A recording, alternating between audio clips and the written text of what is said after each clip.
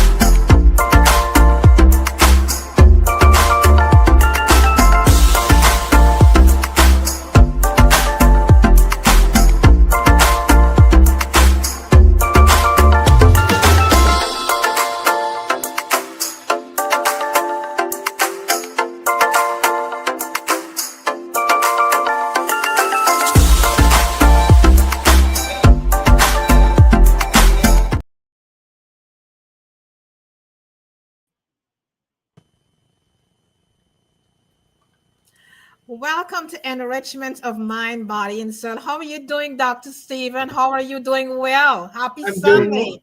I'm good. Just call me Steve, okay? Okay. No, Doc. How are you guys doing? It's good. It's good. I'm looking forward to this. It'll be a Yeah, good me too, because there's so much to learn here this evening, and the beautiful thing is that when we can come into this space and we can share, every week in Enrichment of Mind, Body, and Soul, we are here to be of service. We try to look for guests and for the guests to bring information that can help someone who may be experiencing whatever it is they're experiencing at this point in time in their lives. And this evening, we're going to touch on such a good topic. We're going to be talking about your kidneys. We're going to be talking about heart disease. We're going to talk if you're suffering from high blood pressure. We're going to be talking about so many things here this evening. We're going to be talking about the whole body. So this is a good time for you to tune in. And if you know someone who may be suffering with some sort of disease, this is a very good time for you to share this link with them. Because we just never know what can happen. And tuning in this evening it's going to change the way how you think about life. It's going to change the way how you see yourself. It's going to also change the way how we chose what we're putting on our plate to consume into our bodies. So we just want to thank you so much for taking the time and joining us this evening. And we hope that you continue to do your journaling.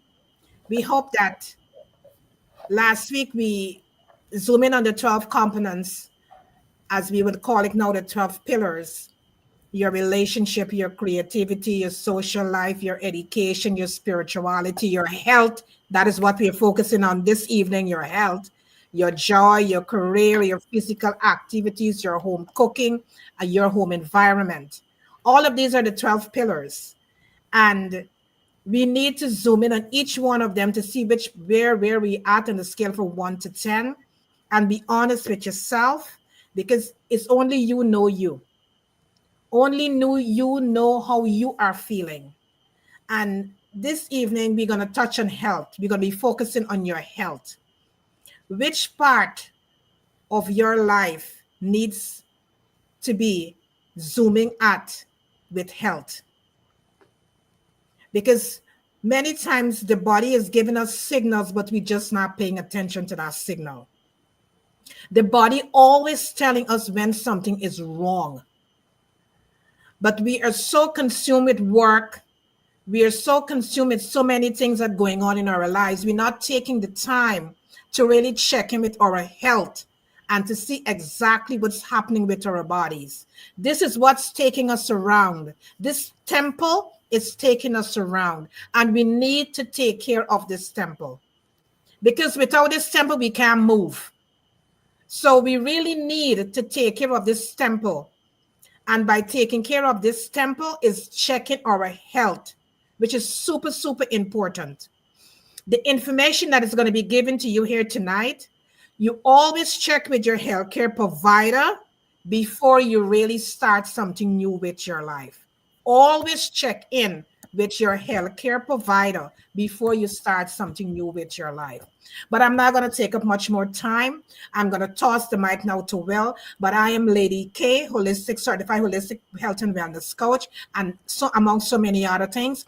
Don't forget to subscribe to our YouTube channel, Soul, Light, and Body. Also, we have 2 books on Amazon, Your Gut and You, and Self-Care is Intentional. And we have a digital magazine and a hard copy magazine. So whichever part of the world you live in, you could always have the digital copy. Beautiful articles, beautiful recipes.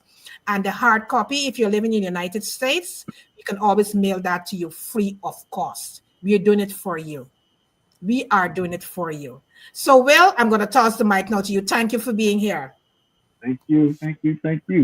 I'm Will Williams, of course, a regular guest on this show. You guys that regular tune in, audience members know. And tonight I'm going to have my freestyle, okay? And I do a lot of different things, but tonight I'm going to pull out my freestyle. And that's a spiritual freestyle, not religious, okay? But I have the pleasure of introducing Steve McConnell. He's going to talk to us about kidneys and cardio, okay? Two very important things. And he's got a very unique program going on that we're going to get into detail. It's going to be really interesting because I've never seen anything, I heard of anything like this before. And his presence on the show tonight is going to give us a chance to get the word out so more people are aware of the program and what his work is doing to bring more awareness and understanding about kidney disease prevention and that kind of thing. Along with, as Karen said, the cardio too, because that's important. But the people that this type of disease affects more look like me. And a lot of times the information is not there for them to understand what and why and how they ended up in this position.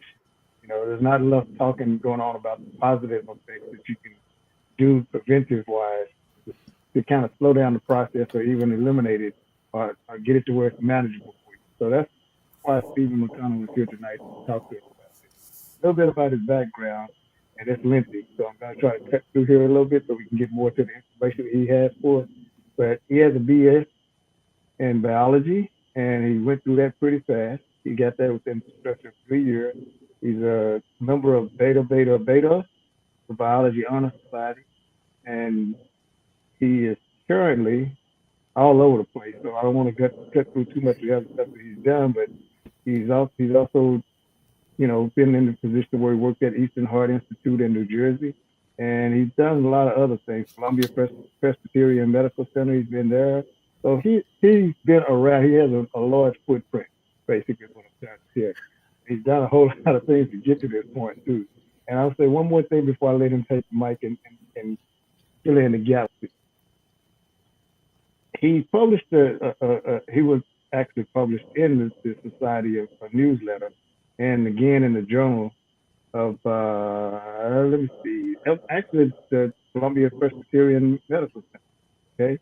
Okay, so he graduated that in 2004. It's a national class, right? But I'm gonna say one more thing about it. I really need to get out here.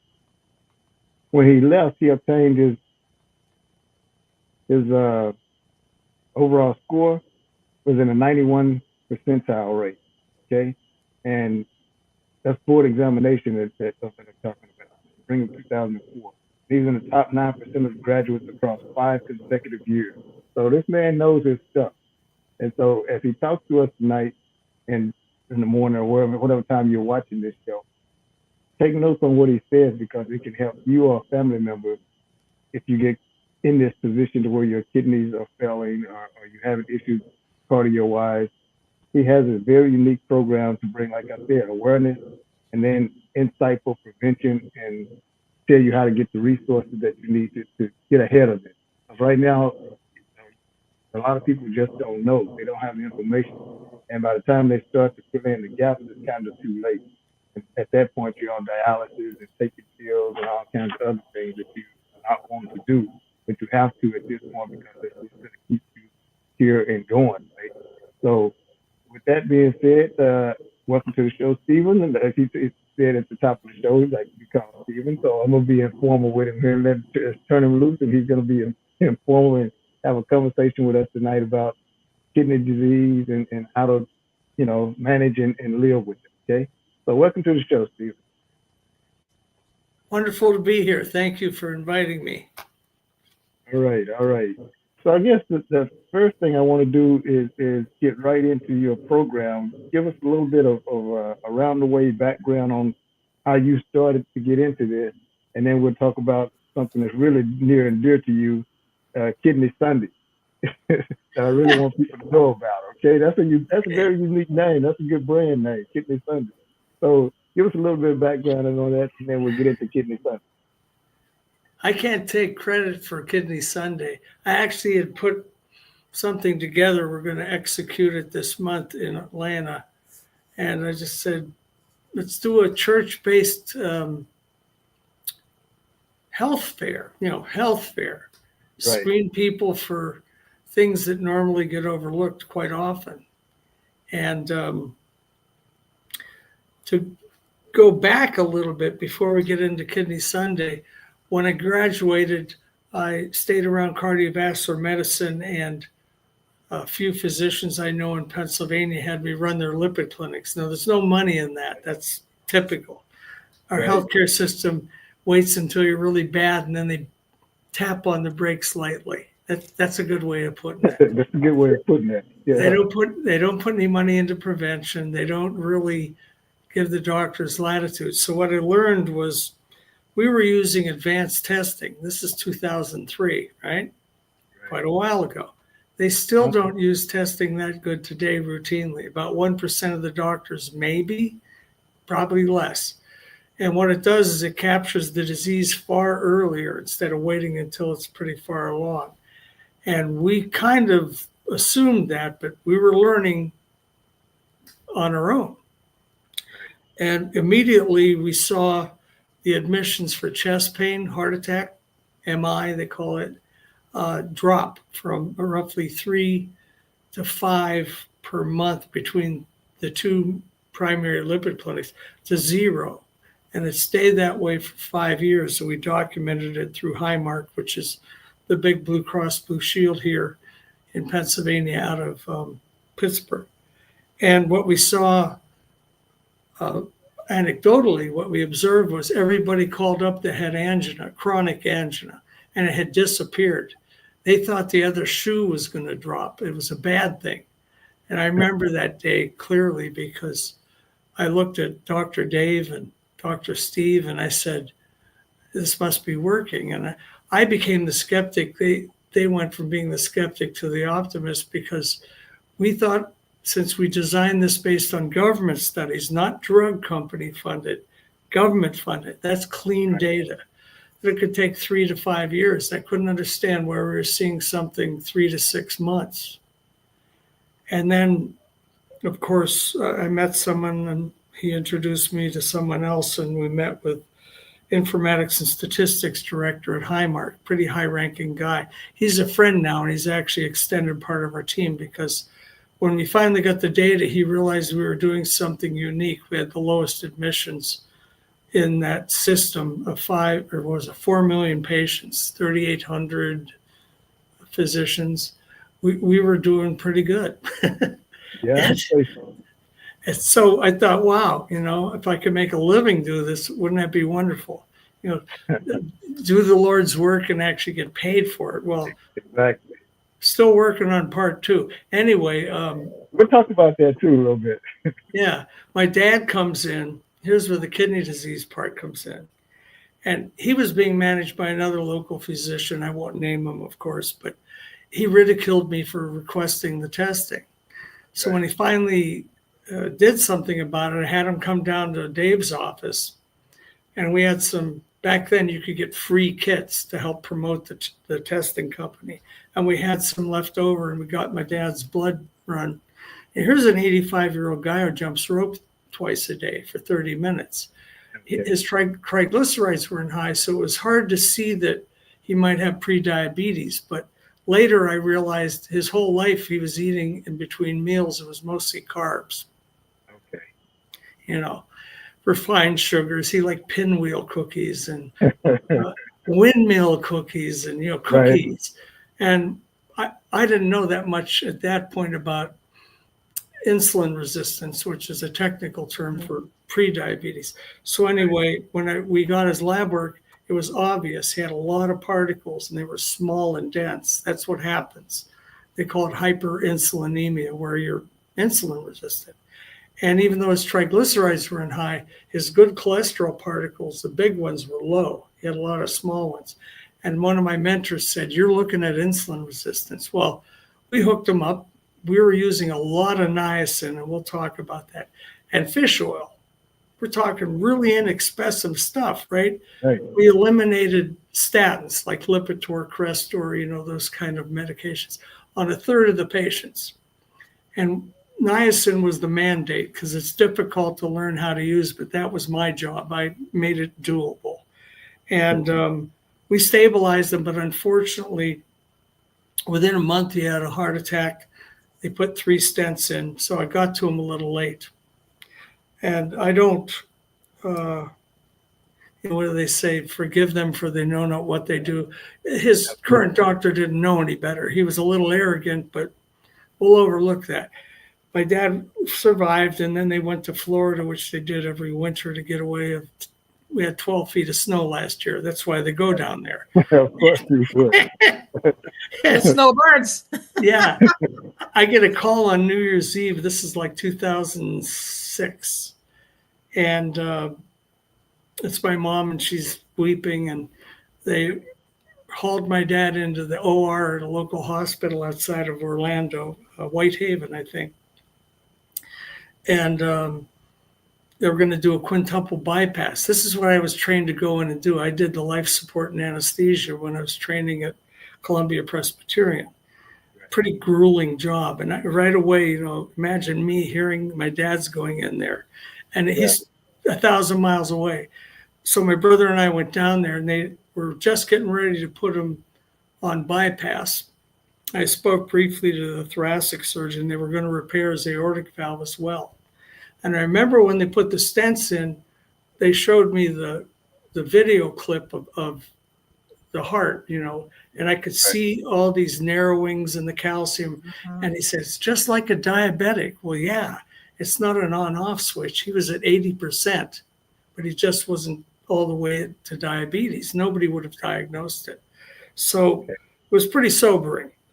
He stabilized. We got his cardiovascular output almost to normal in a year, which is a small miracle. But at the age of 85, 86, he had already started to enter congestive heart failure.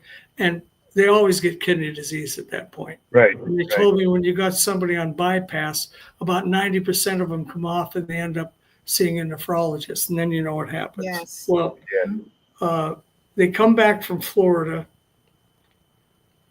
And this is probably a little more than a year later because it was summer and they were home for the season. They came into the clinic and I get a call and it's Dr. Dave. "Hey, your dad's got renal insufficiencies and renal failure," which usually means stage 4 or stage 5. There's actually 6 stages. I had that on the slides, but I'll just describe it. Stage 1, nobody pays attention to. Stage 2, they rarely pay attention to. Okay. And what happens is, here, I've got the slides right here. I'll let you know what the number is. Okay. It's there's a really good graphic in here. They call it a heat map. It's on, there it is, slide 19. And then we'll go through Dad's slides.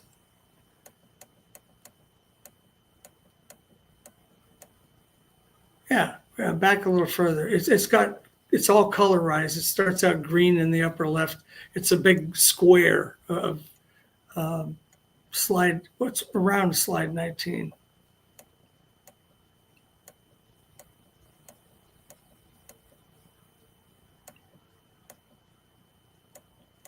Yeah, you're gonna have to go back quite a bit. No stress. We'll get there. Yeah, of course, we'll get there. Yeah, it looks like a big grid of squares, and on the left side is a graph for what they call GFR, and across the top are the 3 stages of what you see in the urine, which is loss of protein. Oh, I was doing that, since you just mentioned that, do we see that a lot in patients? What's that? What you just described? Well, it's variable because, and here's the kicker. How are we doing with diagnosis? Horrible. 90% don't even know they have it until they're stage 4. 90%, that's it. Okay, if you look at the left-hand side, there's actually 6 stages. It says 1 through 5, but more than a decade ago, they realized there was way too much damage going on just within stage 3. And if you're lucky, they catch you at stage 3. So they have 3A, 3B. So there's really 6. And the 6 stages, stage 5, which is confusing, but that's dialysis, transplant, or hospice. My dad said he'd rather die than go on dialysis. So that was his selection. Your fourth option is somebody like me, and unfortunately, I don't think there's hardly anybody that knows how to do this. I teach the doctors I work with, but it takes a while to coach the patients, so they usually just have me do the education and show them how to do it. But if you look at the left side, you start out at the top with G1. That's almost no significant evidence of loss of function, but there is a little bit. Then it gets a little worse at 2, and of course 3A, 3B, and 4. We're catching 90% of them at stage 4. Why is that? We'll get to that. If you look at the top, of course, the left is a blood measurement, and they call it GFR. It just means filtration, how much passes through the kidneys in a healthy kidney in 24 hours. But you can't do that in an office, so they have an estimate. They measure something in the blood, and it gives you a pretty good idea where they are. The top is what you get in the urine. That's the gold standard. That's absolutely reliable, because if you're leaking protein, that membrane, imagine I wrap my hands around a little balloon. My fingers are podocytes, which hold the balloon from bursting. And one side is blood and one side's the urine, and it's concentrated, and of course you pass it when you pass urine. And they measure the protein in there. The protein tells you how damaged that balloon is. That's a glomerulus.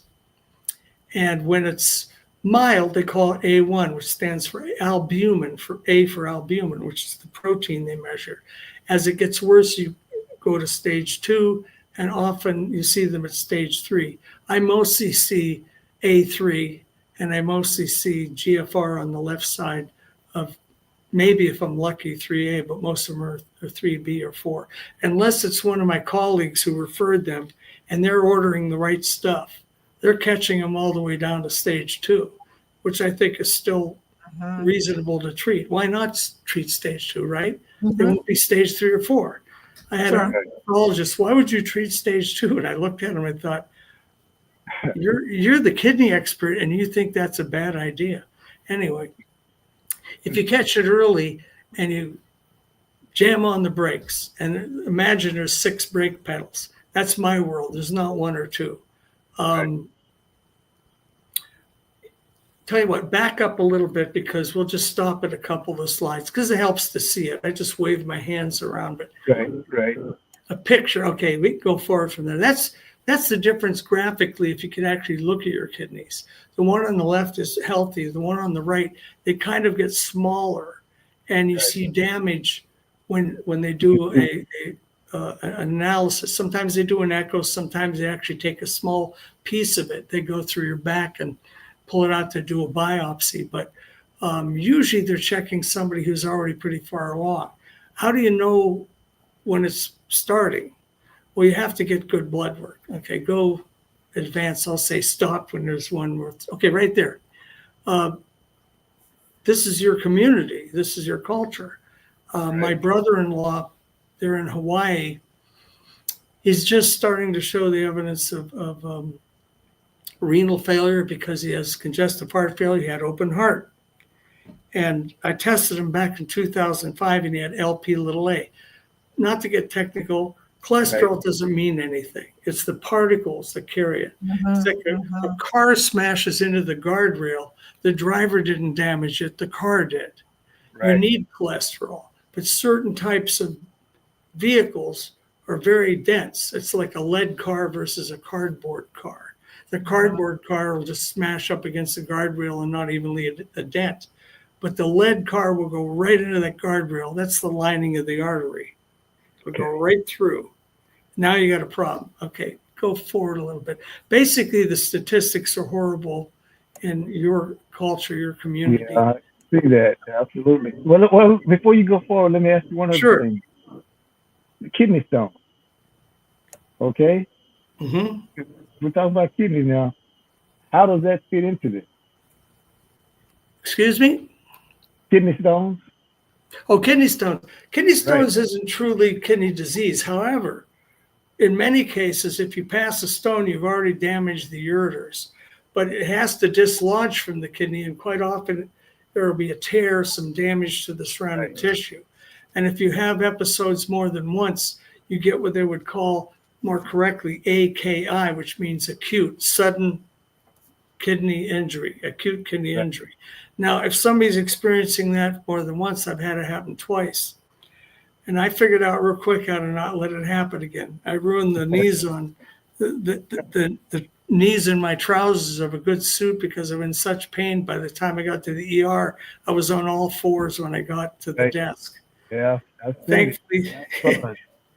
Thankfully, the nurse took pity on me. He knew I was passing a stone, so he gave me something really good, and I just kind of nodded off and passed the stone. But it will cause damage, and it's usually because there's some risk factors related to chronic kidney disease, CKD.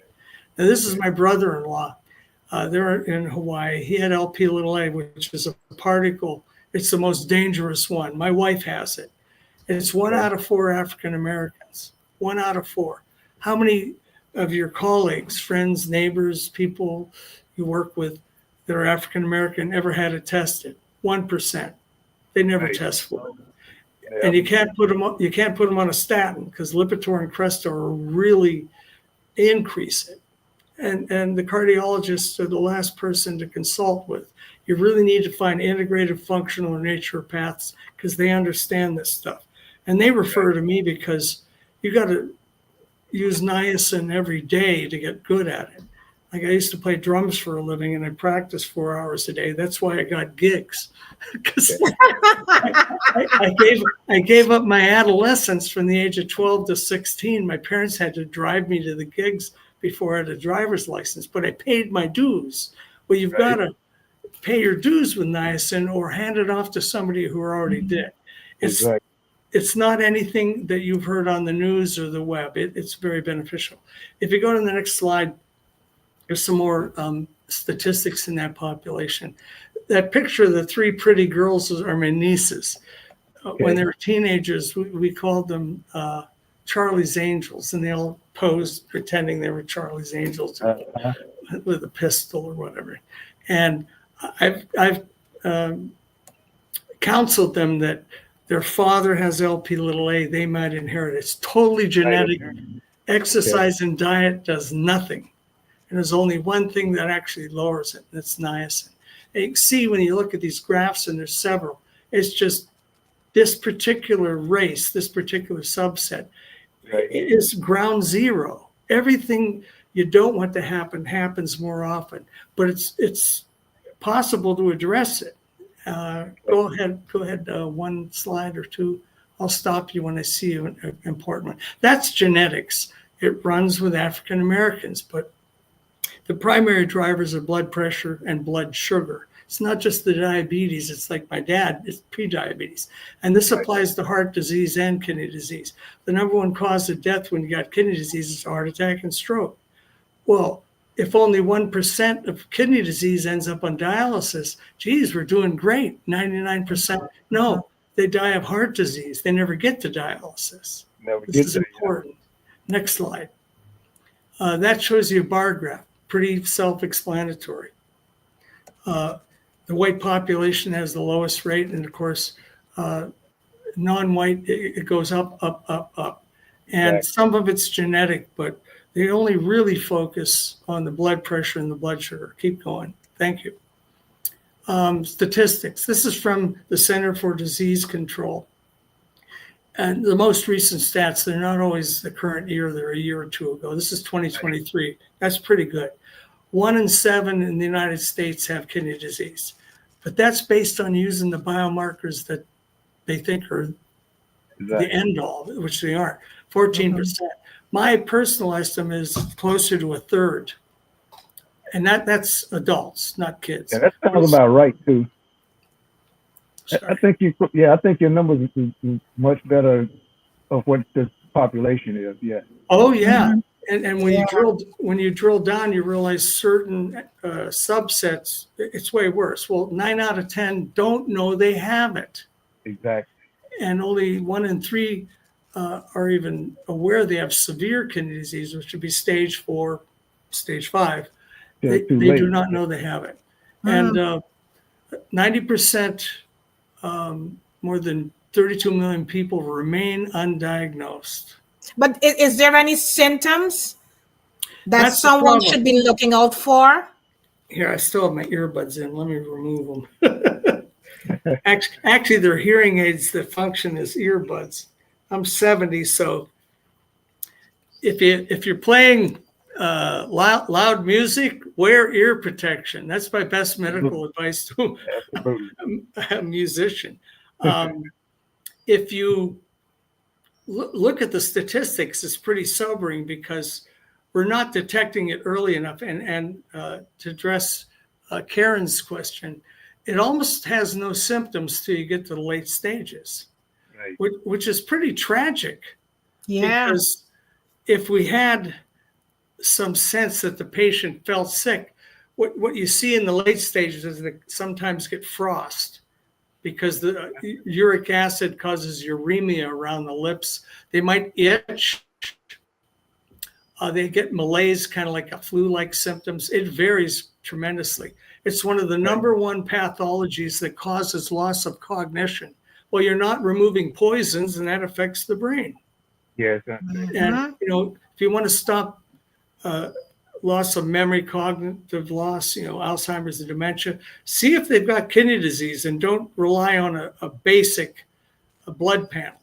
Don't ask, demand the right blood work from your doctor. And if he says, well, you might have to pay for it, pay for it. It's less than half of a car payment. Worth it. Yeah. So we got 3.7% of the adults who ever reported being told they had kidney disease by their healthcare provider. That's tragic. Next one. Thank you, Will. So we have a hole in the system then, don't we? A massive hole. It's like a chasm. And kidney disease isn't one thing, and we'll get to that. But this is what they do pay attention to. Only 2, diabetes and hypertension. Now, diabetes, you could say pre-diabetes. Pardon me? Those 2 things you hear about all the time. Oh, yeah. But the thing is, that doesn't catch all the risk. And if that's all you're treating, you might slow it down or halt it. That ain't good enough for me. If I can drag them backwards to where they were 5 or 10 years ago, that's my goal. Next slide. Okay. These are the markers. They capture blood and they run what they call a GFR. That's glomerular. Remember the balloon, glomerulus? Filtration rate. How much comes through the kidneys? If a lot comes through, they're pretty healthy. If it's a low output, you're in trouble. But the more important one that you can rely on is the urine, because they run what they call ACR, albumin creatinine ratio. And I accidentally left the R off on that slide, but it's ACR. There's several labels for it. They should standardize it, but basically you're looking for protein in the urine. And the single word is proteinuria, meaning protein in the urine. If you have a lot, Forget the blood. The horse left the barn. Now you really got to get on it. Next slide. Here's the flaws. Next slide. If you're trying to diagnose it, there's two markers. The one they always use is creatinine.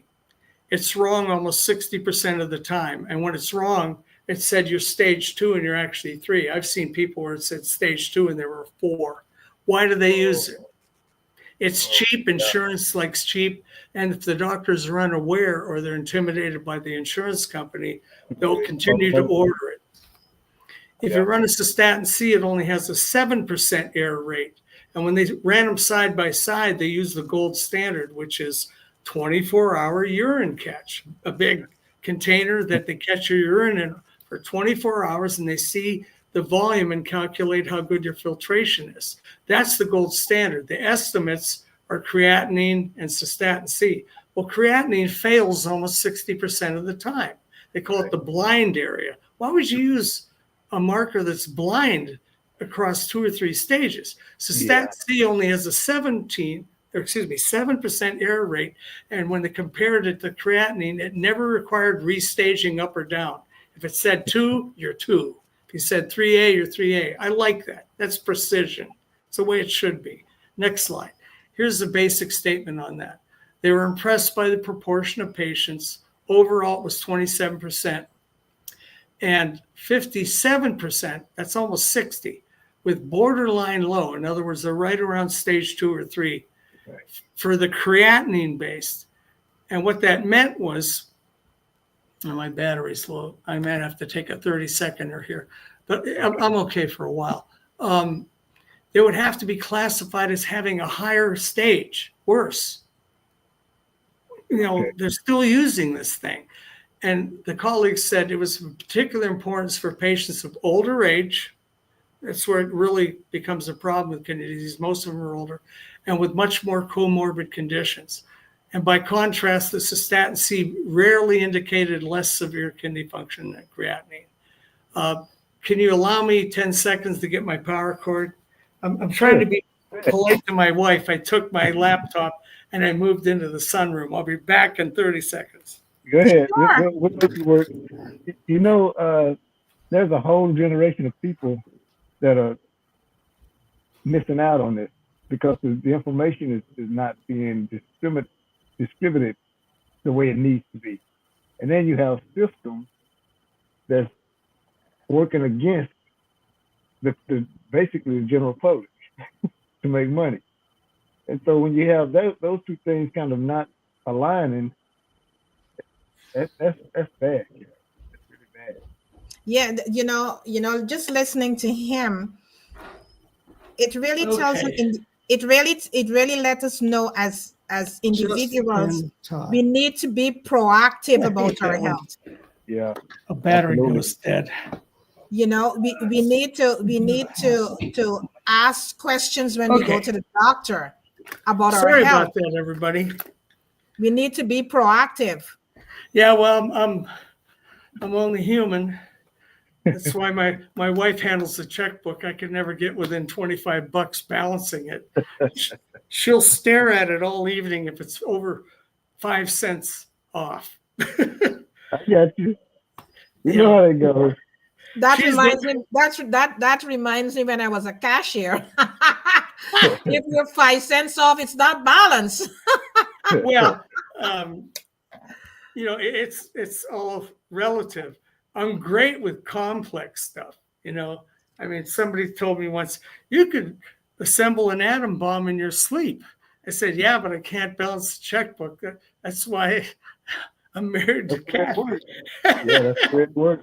Okay, so ask for this because they may not catch urine when you're seeing your doctor or your mid-level or whoever.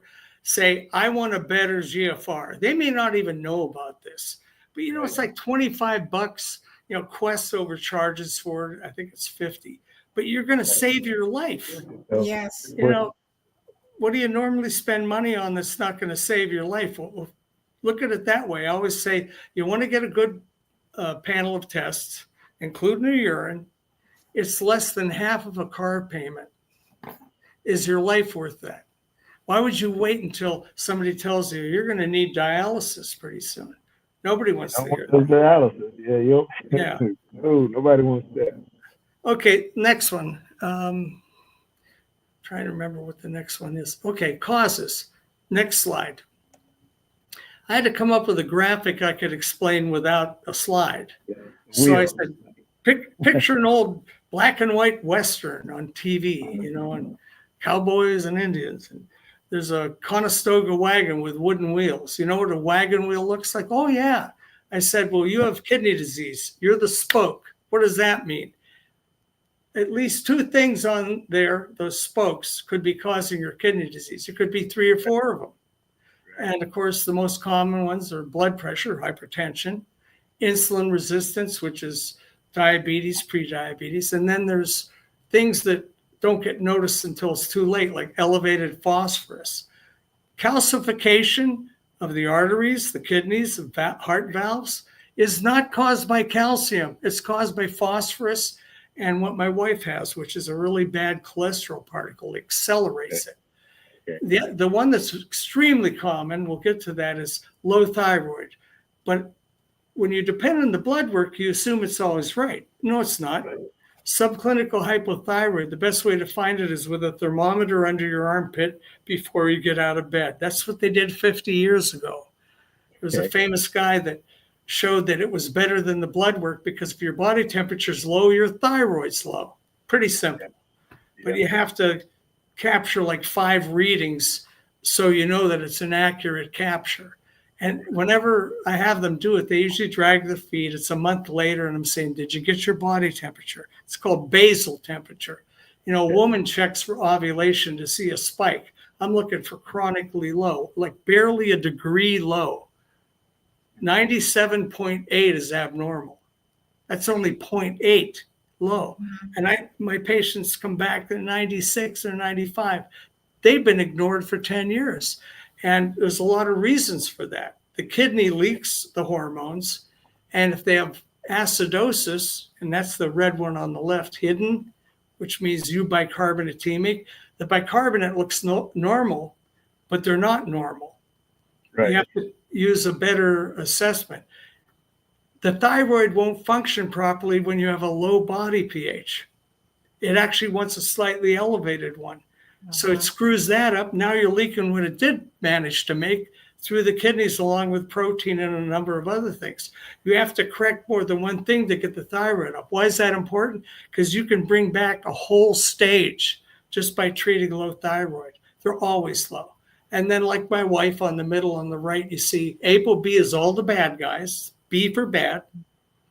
It's the particles that cause disease in the arteries. The worst one is Lp(a). It's about 7 times worse, one of those particles, than ApoB. So you need about 7 ApoB particles to have the same risk as 1 Lp(a). And none of the cholesterol drugs work except niacin.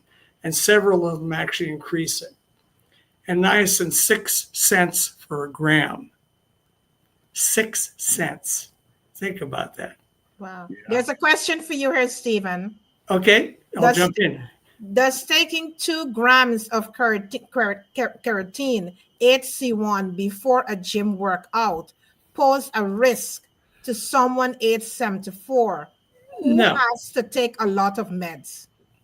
Creatine is more a bodybuilder supplement that helps you maintain muscle mass. It's not creatinine. Creatinine has an extra IN in it. Creatine is TINE at the end. Creatinine is TININE. You got to differentiate. And it gets confusing, I know. So I wouldn't worry about it. What you have to do is you have to treat the kidneys so that it's not losing the protein. The creatine is not the same thing. It's not an issue.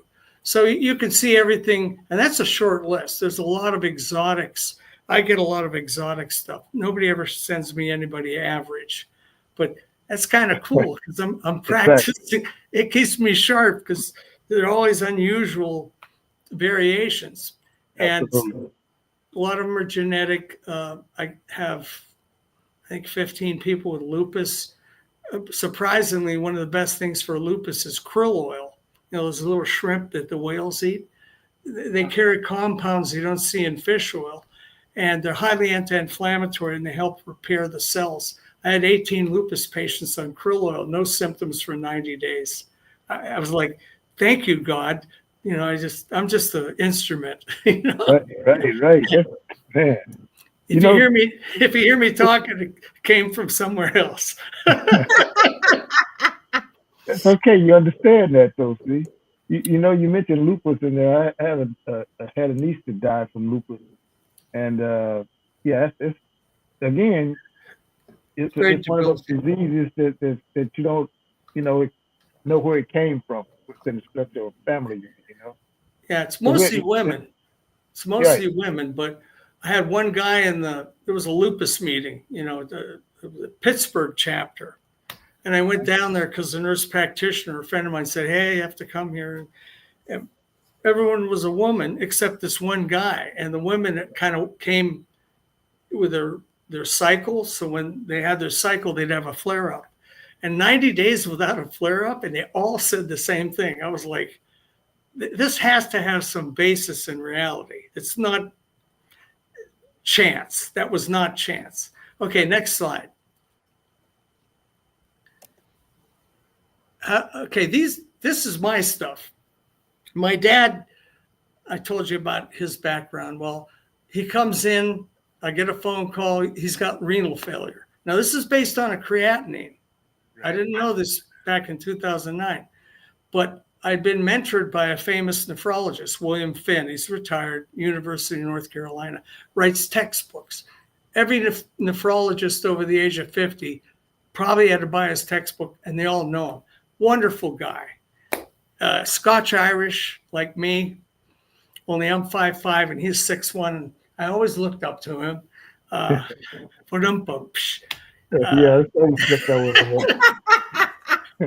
Let's go to the first one here. I think it's my dad, actually. Okay, these are all the case studies with a combination therapy. I used to have patients get 3, sometimes 4 separate bottles of, I don't like calling them supplements, they're non-prescription therapies. Amazing amount of medical literature for each one. I don't do anything unless there's evidence of safety, it works, and it's something practical that I can use. And there's 3 basic components, but we wanted to see when I put it in a single capsule, we call it the kidney defender, how well did it work? Well, we have a lot more case studies than this, but if you want to know how much they changed, the baseline where they started is in red in the middle. The next column to the right is how many days they're on therapy. And then the last one shows where they ended up. Well, then when you do the math, the number in the yellow is how many points the GFR went up. Nobody believes this is possible, especially nephrologists. I don't get it. The thing is that I've been doing this for quite a while, and if they take everything, about 90% of them go backwards at least one stage. I had one guy, you'll see a couple slides. He went from 30, which is stage 4, backwards 3 stages, up to 130, which is stage 1. I remember I had to look at the lab work before and after several times. I said, am I reading this right? And then I realized, hey, sometimes you really see something miraculous, and miracles do happen. But most of them, it's about a 20% improvement from where they were. You see at the bottom, Kenneth MC, that's my dad. Next slide. I get excited talking about this because it's your passion. It's cool stuff. That's his picture on the right. I sort of look like him, I guess. He was a World War II veteran. Status post, meaning after his MI, which is a heart attack. It was on a Sunday. And this is 2006. I get a call. My mom's just overwrought, crying, and they're going to give him 3 stents. And I went in and I knew the cardiologist, and he took me back, where the patients aren't supposed to be, and showed me the pictures and said, it looks just like a diabetic, calcium everywhere. They had to take 2 days to do it because of his age, and they were torturous, really heavy calcified. They had to put the highest pressure balloon in to open it up and crack the calcium to get the last stent in. By the way, stents don't prevent heart disease. They don't prevent. If you give medical management alone and have another crowd nearly identical, give medical management the stent, no change in heart attack and stroke. They've done this several times with government funding. So but I couldn't stop it. He's having a heart attack at the ER, so that's appropriate. It wasn't stable disease. He's having the event when he came into the hospital. Well, then I get another phone call, and this is a little more than 2 years later, New Year's Eve, and they're going to do a quintuple bypass, cabbage they call it, and repair his aortic valve. Next slide. Clearly he recovered, but here's where the story gets interesting. So his GFR is 19. If I had a cystatin C back in 2009, I would have known that that GFR was probably stage 5. He was probably 15 or lower. Once you hit 15, you see a nephrologist. It's like calling up the Grim Reaper. Hey, got one here for you. And that's how I look at it, because it's just a money machine. It's all about money. They don't really think about prevention. Most of the lab work reflects how well the procedure went, right? Not did the guy improve or not. They don't even check the protein in the urine at that point. So I was angry and kind of desperate. I said, I'm not letting them take my dad. And so I started him on 2 of the components. He was already on niacin. I had to add the other 2 at the bottom there. Next slide. So that's June 18th. There were several slides in between, but I didn't want to beat you guys up too bad. So I jumped ahead, time machine. This is 26 months later, a little bit more than 2 years. His GFR is 16, 42 points. That's barely stage 3. It's actually closer to stage 2. And we were using creatinine, so it was hard to tell how well he improves. In fact, when you run a cystatin C, the differential probably would have been 50 points, because I see that now that I'm ordering it all the time. Very much more dramatic when you order better blood work. He never went to dialysis. I had the pleasure of canceling the nephrology referral, one for our team, and he lived another 6.5 years. He died at 94. Now look at all that crap he went through. And he got bronchitis, turned it into pneumonia, and passed. Next slide. Now you get into the other case studies. What happens when I see a good thing? I'm not that smart, but I know a good thing when I see it. Absolutely. That was a pretty good thing. And this guy is actually taking the combination therapy, much easier. He's in Pittsburgh. And I get a call and he goes, hey, look at my labs. And I went, wow. He jumped from 3A back to stage 2. And this was maybe 2 months, 3 months. Now he's motivated. He lost weight. His blood sugar came down. But when he saw that it wasn't inevitable, that you could actually pull things backwards, not just stop them, but put it in reverse. His GFR is probably even better now. It probably went down or went up to 70. I don't know. We're going to double check. Next slide. That's great. Yeah, this is a 90-year-old in San Antonio, because a lot of the doctors that know me, they like me to come in the office. I put on my lab coat. They put me in a vacant exam room, and I have all the therapies. They're not prescription, but they're medicine. And I have empty bottles to show them what it looks like on a tip sheet. And it's kind of fun. I go out to San Antonio, and I got some doctors who are friends of mine. This guy had a lot of case studies, but this one was remarkably cool. 90-year-old male, skinny, muscular. He chopped wood for exercise. But That's good. yeah, he comes in, he's stage 4. I'm like, oh my God. Wow. See the arrow on the left there? That's where he started.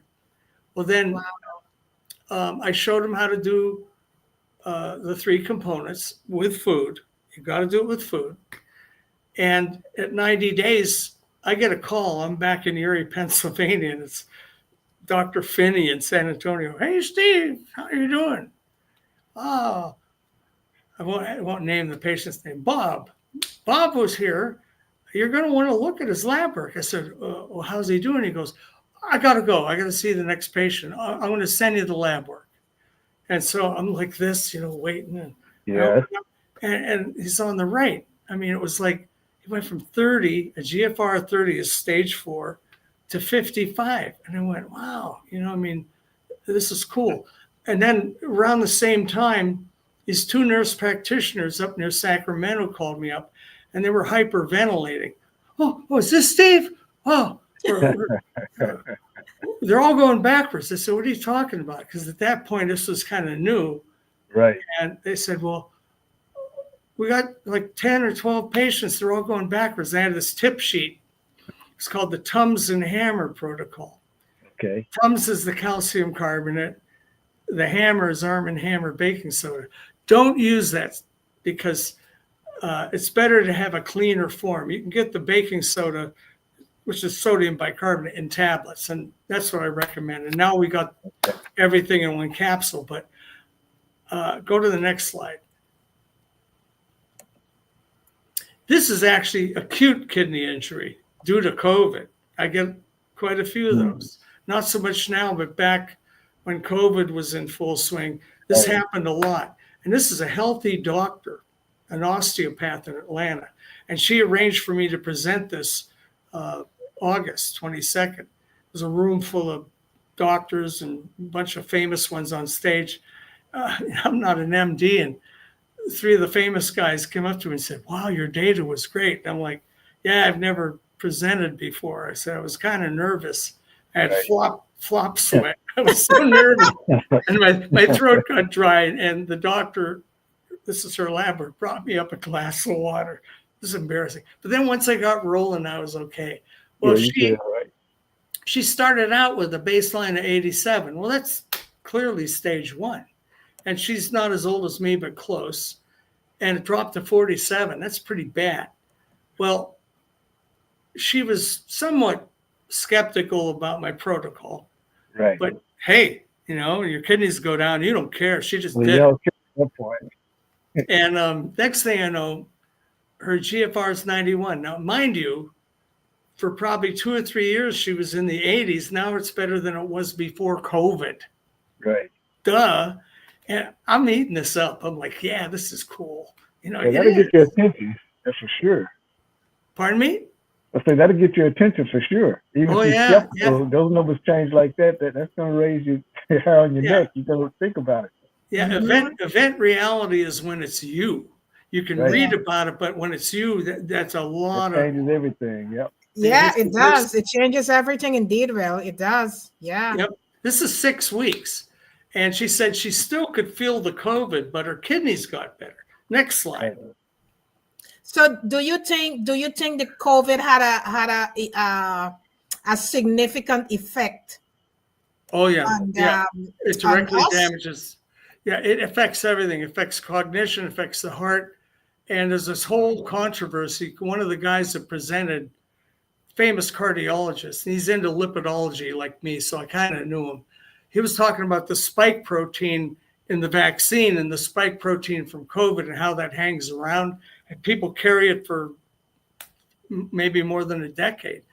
Right. Anyway, that's a good topic for some other day. But this is one of the nurse practitioners near Sacramento's case studies. This is the one that blew my mind. Now, this is advanced testing with a cystatin C. So we got the gold standard measurement. Look at the bottom on the right. Red, you know what that means. In the middle on the left, that's a follow-up. Green. And this happened in, let me read the date. I forget what, March, not even 3 months. It was 2 months. 2 months. It went from 30 to 130. Okay. Wow. I mean, how did that happen? I was so jazzed. I have no way to describe it, but I thought, I want to do more of this. I want to explore this. And then I acquired a well-to-do businessman in Pittsburgh who wanted to help me because he thought I deserved to do better financially. And he said, he watched me do this, right? A lot. He said, man, that's a lot of work for the patient. I said, but it works. He said, well, if you put it in a capsule, all of it, you know, he said, you could sell it. And I didn't buy into it right away. I thought, well, wouldn't that cost? Well, it's not that expensive. Yeah. It's about $1.25 a day. And I thought, I think you're right, Al, because if I was told I might end up in dialysis and it was $1.25 a day to stop it or reverse, right, $1.25, quit smoking and buy the kidney defender. Yeah. Next slide. It's okay to do branding if it's not a CME program, but there's no harm there because that is easier. And all the patients, even the ones I'm afraid to hit them with more expenses, they go, no, I want the bottle, the one bottle. They don't want to buy 4 bottles. Okay, let them make their mind up. And there's some nuance, subtleties to learning how to use niacin. So we have a tip sheet that comes with the bottle. So if they're real sensitive, like some people are, they know how to get past it because it doesn't persist every day. But even the ones that have a hot flash, that's all it is. It's not a safety thing. It's actually beneficial. 2 weeks, it goes away. And if they need to take more than 1 per meal, like 2 a meal or 3 a meal, if they did 1 per meal for a week, they're home free. They're over the hill. And it's all downhill after that. Next slide. What's the basis in science? It's hundreds and hundreds of papers. Go to the next slide. You got to accept the fact that they pretty much all have acidosis. It just happens. And they probably had it before the kidneys went down because it's the American diet and it's our lifestyle. It's 86.1% irregardless of the stage. It's closer to 100% when they get to stage 4. It's probably around 70% at stage 1 and 2. But on average, you might as well just give them the alkali. That's what the sodium bicarbonate's for. Don't worry about sodium. It's sodium chloride that's a problem because chloride causes sodium to behave differently. When they say low sodium diet, they mean table salt. The sodium in sodium bicarbonate disappears through the kidneys like that because the bicarbonate separates and goes off and corrects the acidosis. It's a beautiful thing and actually improved blood pressure in a good 20% of the patients. There's like 50 publications on this, very reliable from study to study. And this is how prevalent it is. So you're backed up by a lot of medical literature doing this. And I always get the pushback on sodium from nephrologists, not from most other providers or patients. It's not the sodium, it's the chloride. Next slide. Okay, that's the difference in ending up at stage 5. When you give them sodium bicarb and you raise the pH, the blue is the one on the right, the little one. That's the people on the sodium bicarb. We're talking 3 tablets, which is about 5 cents. And we have it in the combination capsule. And that takes up most of the room in the capsule, about half. So you got to give quite a bit because 3 tablets is about 2 grams. It's 1.9. But that was the starting dose. And there's actually a grid to how to titrate it based on if you got them to goal or not. Next slide. That's just a paper that proves what I just quoted. The hidden hand of chloride. Chloride is the player. Calcium is a spectator. Next slide. I mean, sodium is a spectator. Next slide. Okay, that just shows that there was a relatively insignificant change in blood pressure.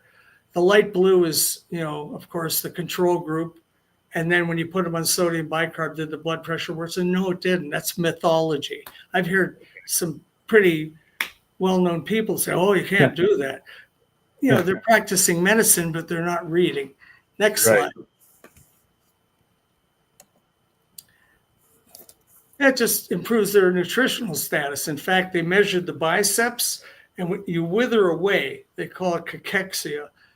Cancer, you get it with kidney disease because you're leaking protein. You have to take twice as much protein as a healthy person. There's a controversy on protein, but they try to replace it with plant-based protein. Good luck with that. How many people you know are going to go vegan? Out of 100, maybe 2 will do it, and the rest need protein from conventional sources. Well, protein brings phosphorus, which is going to affect the kidney, and it may lower your pH, but we're already addressing that anyway. And they need the protein to stay alive and not die from malnutrition. That's one of the big 5 causes of mortality. Well, they noticed that the people on the sodium bicarb, the biceps look good, and the ones without it were withering. That's pretty interesting. Next slide.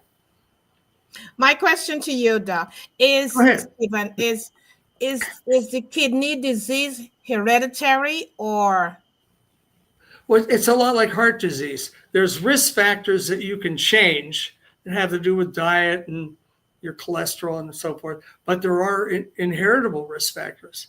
It's a significant component in kidney disease, and I listed some of them on that wagon wheel at the bottom, but the big ones are autosomal dominant polycystic kidney disease. That's when you get cysts in your kidneys.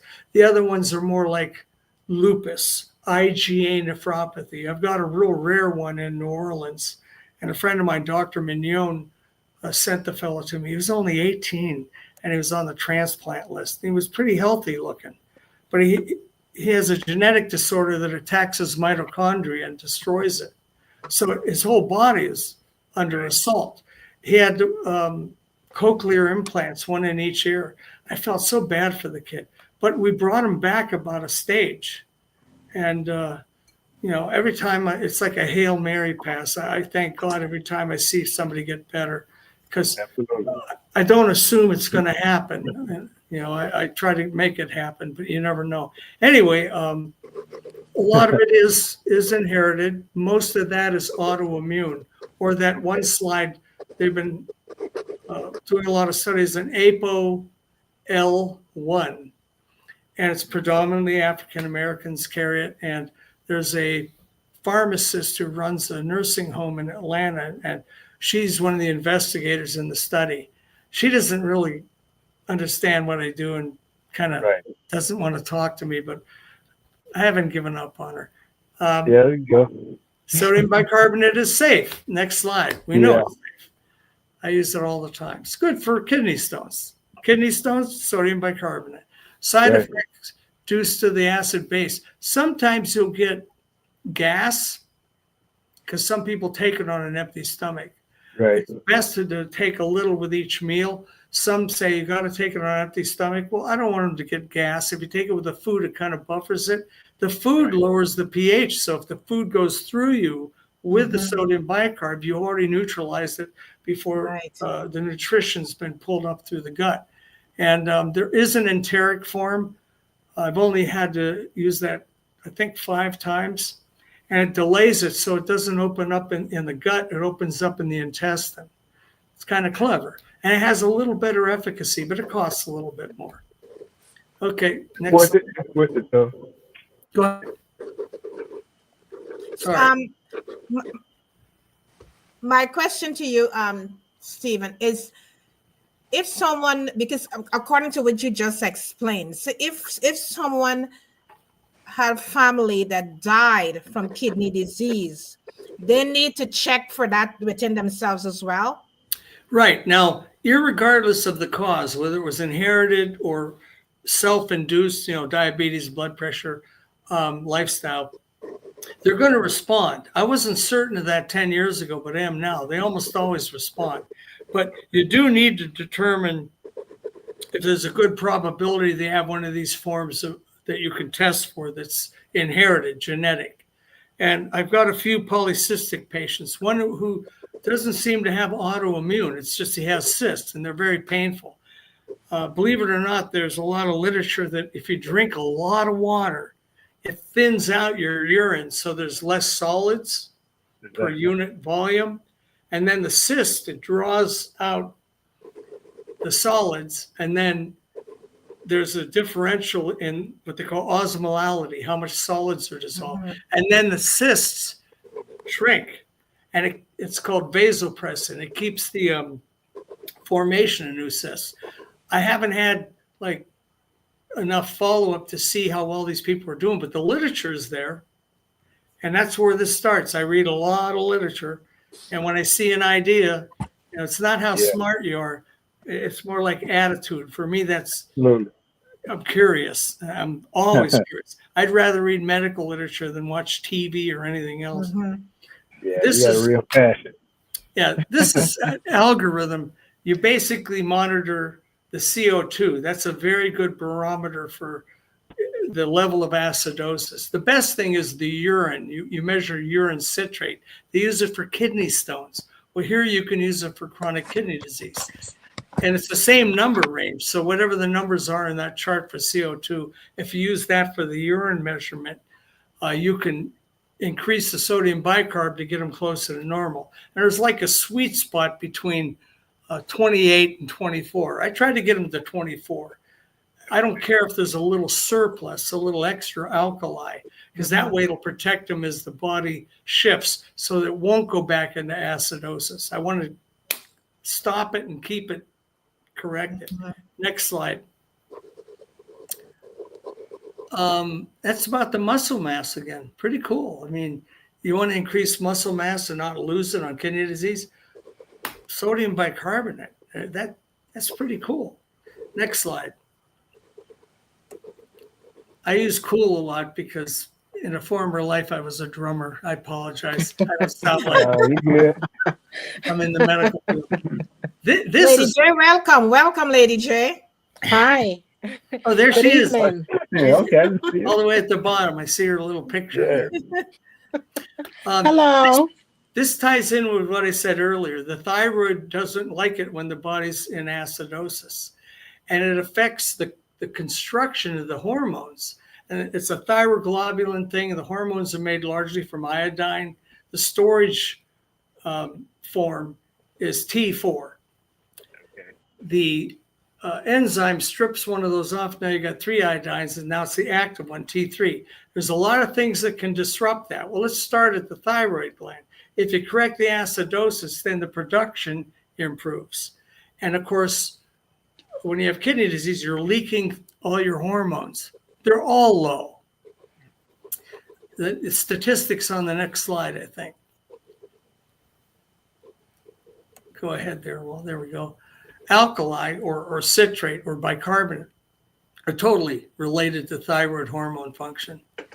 And it's important for the iodide coupling. Basically, to the layman, there's iodine molecules, just like iodized salt. Right. That's why they put it in salt to help with thyroid, but it turns out it evaporates quickly and you might not be getting a benefit. But inside the body, it needs iodine, and then it makes these hormones with it. Well, the coupling of the iodines is impaired when the pH is low. And the bicarbonate can affect thyroid hormone levels and metabolic acidosis. The follicles want to see a pH of 7.1. That's alkaline. That's just the opposite of acidotic. Well, if your whole body's in acidosis, your thyroid gland is struggling to make the hormones, and you're leaking it through the kidneys at the same time. If you correct the kidneys directly and the acidosis, they return to closer to normal. I always check them out at baseline because there's no harm in giving them a low dose of thyroid supplementation. Let me show you that in the next slide. This is a famous guy in Brazil. I'll get to that. There was another slide in there. It's probably coming up. Niacin does 1,000 things. These are the ones that you could tie to kidney disease. And I just found out after researching it for 5 years, turns out niacin stimulates growth hormone, and that helps optimize the thyroid, and it helps the kidneys. And They're using it in kids with stunted growth. But I was thinking, if that helps the thyroid, now I'm hitting it from 3 angles, not 1. And I didn't even put it in the list because I just found out about it. And I wanted to make sure it was real. So I found 20 papers. I figured 20 publications, there's probably some science there. But it reduces the protein loss in the kidneys. They knew that in the 90s. The Japanese figured that out. And it's in the nephrology journals in Japan. It'll increase the GFR. It'll lower the PTH, which can cause calcification in the body and really destroy the health of the bones and the kidneys. It inhibits phosphorus from being absorbed. Well, the calcium carbonate, which is Tums, binds phosphorus. Now the phosphorus levels in the blood are lower, and that's what causes calcification. Don't be worried about the calcium because you don't need that much. It'll bind the phosphorus. Now you can't separate it. It's bound and can't be absorbed. It goes out during a bowel movement. Well, niacin stops whatever's left over from getting out of that tube in your intestine into the body. It's like a combination punch. Right. And the measurement for damage of the phosphorus is what they call FGF23. And it's a new biomarker, but niacin is one of the only things that lowers it. It reduces inflammation. It reduces oxidation. It's probably the single best lipoprotein medication, single medication, which means cholesterol particles, lipoproteins. That's the real game, not the cholesterol. It's the particles. Don't worry about what's in the vehicle. Worry about the vehicle because that's what crashes into the side of the artery. That's right. And it optimizes the thyroid function. And I finally figured out it was growth hormone. Pretty cool. Next slide. So actually there will be a better blood flow. Oh yeah, I mean that's why I have a hot flash. I tell people you may not like it, it may scare you a little bit, but it'll happen probably the first couple of days. Mm-hmm. I give the tip sheet to make it go away, but you don't want to neutralize it forever. You just want to get them for a couple of weeks. And I learned that from Dr. William Castelli in the Framingham study. He really knew what he was doing. He was so nice to me. He said, "Oh, Steve, you got to do it like this. You got to do it like that." I thought, this guy invented the wheel. Who am I to think my wheel will look any better and roll better? So I just did what he did. My life was easier because of him. He was giving them an Alka-Seltzer, and some people add on applesauce when they have a hot flash. Goes away right away. Why? I don't want them to quit. But when you have a hot flash, your arteries dilate. The blood pressure comes down. And within 2 or 3 years, your blood pressure comes down and stays down as long as you're on the niacin, because your arteries get stiff. Niacin slowly restores what they call capacitance, or the ability for the artery to stretch. You want that. You want it to bend a little bit. And over a period of years, you see that in these studies. And niacin's still the only single medication, whether it's cholesterol or whatever, that reverses plaque. What do I mean by that? You got an artery and there's a plaque sitting in there. They noticed they were disappearing over a course of 3 to 5 years.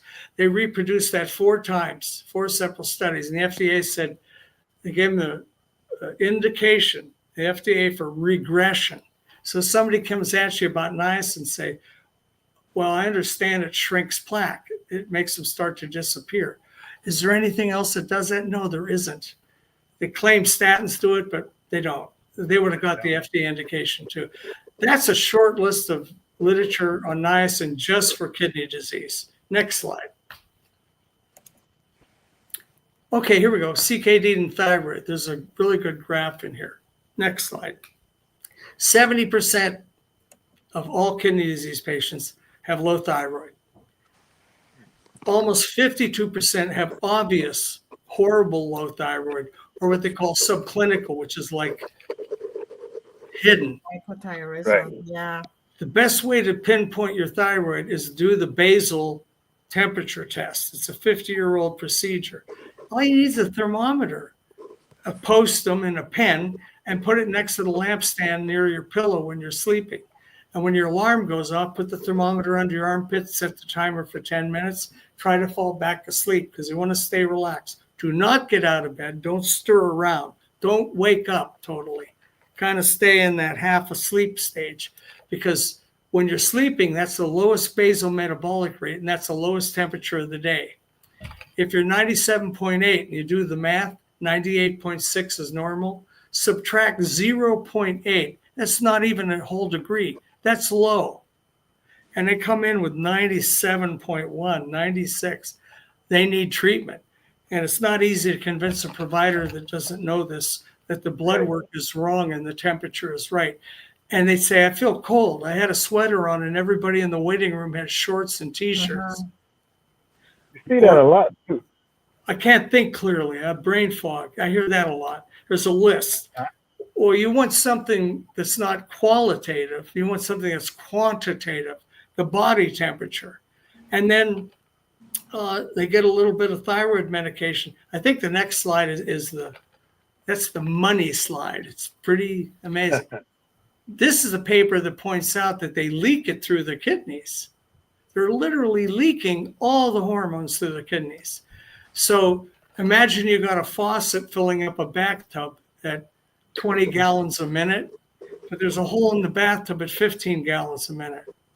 Pretty hard to catch up.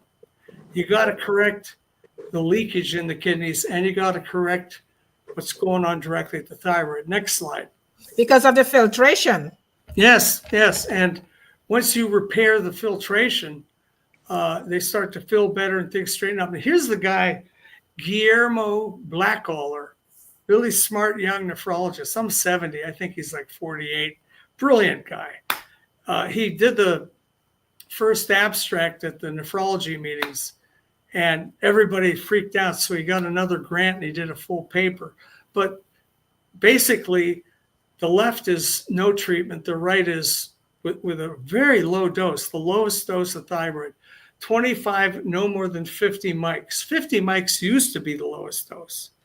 And the proteinuria decreased. The GFR went up. That's the top right graph. I mean, that's not a high dose at all. It's one of the lowest doses. And yet it brought back the kidneys almost a full stage. That's why I like to get everything corrected. And that's when you can see more than a stage improvement. I mean, most people can't believe you can move it back a stage. Well, I see a 2-stage backup pretty frequently. And one guy that went back 3 stages, I've only seen one of those, but I'm a man of faith. I imagine I'm going to get another one here one of these days. That's a Hail Mary. That's like a wow, how can you not like that? Because then the patient, I explained to him, you just separated yourself from the need for dialysis by at least 10 more years. Go celebrate, Right. Thank God, praise the Lord, because you're a lucky guy. Okay, next slide. Cholesterol particles. Most people have no idea that can cause kidney disease. Just the bad particles, which is ApoB, those are the bad guys, is bad enough. But if they're small and dense, that's all of the American population over 30, and now we see it in 10-year-olds. That's from diabetes or prediabetes. But if you check your blood sugar an hour after dinner, if you're less than 140, that's almost normal. But most of them are hovering around 155 or well above it. I like to know, are you mild, moderate, or severe? And then management is dictated by that. All you need is a glucometer, the old kind where you stick your finger. Or if you got one of those constant monitors, they stick the disc on your arm. See what it looks like 1 hour after a meal. That's textbook. Everybody has small, dense particles. Niacin is one of the few things that specifically will reduce the small particles. The worst one is on the far right, Lp(a). LP means lipoprotein, which is that sphere that carries the cholesterol. But that's got a tail. I call it the devil's tail. It keeps your body from dissolving blood clots. You don't want a blood clot. That's what causes a heart attack. Not a big plaque. It's a thrombus. A blood clot drifts downstream to where the artery branches, which is a sudden narrowing, or an old plaque that really doesn't cause any problems, and it lodges. And it might not cause a heart attack or stroke every time, but eventually it will. Niacin keeps your body from dissolving the clots.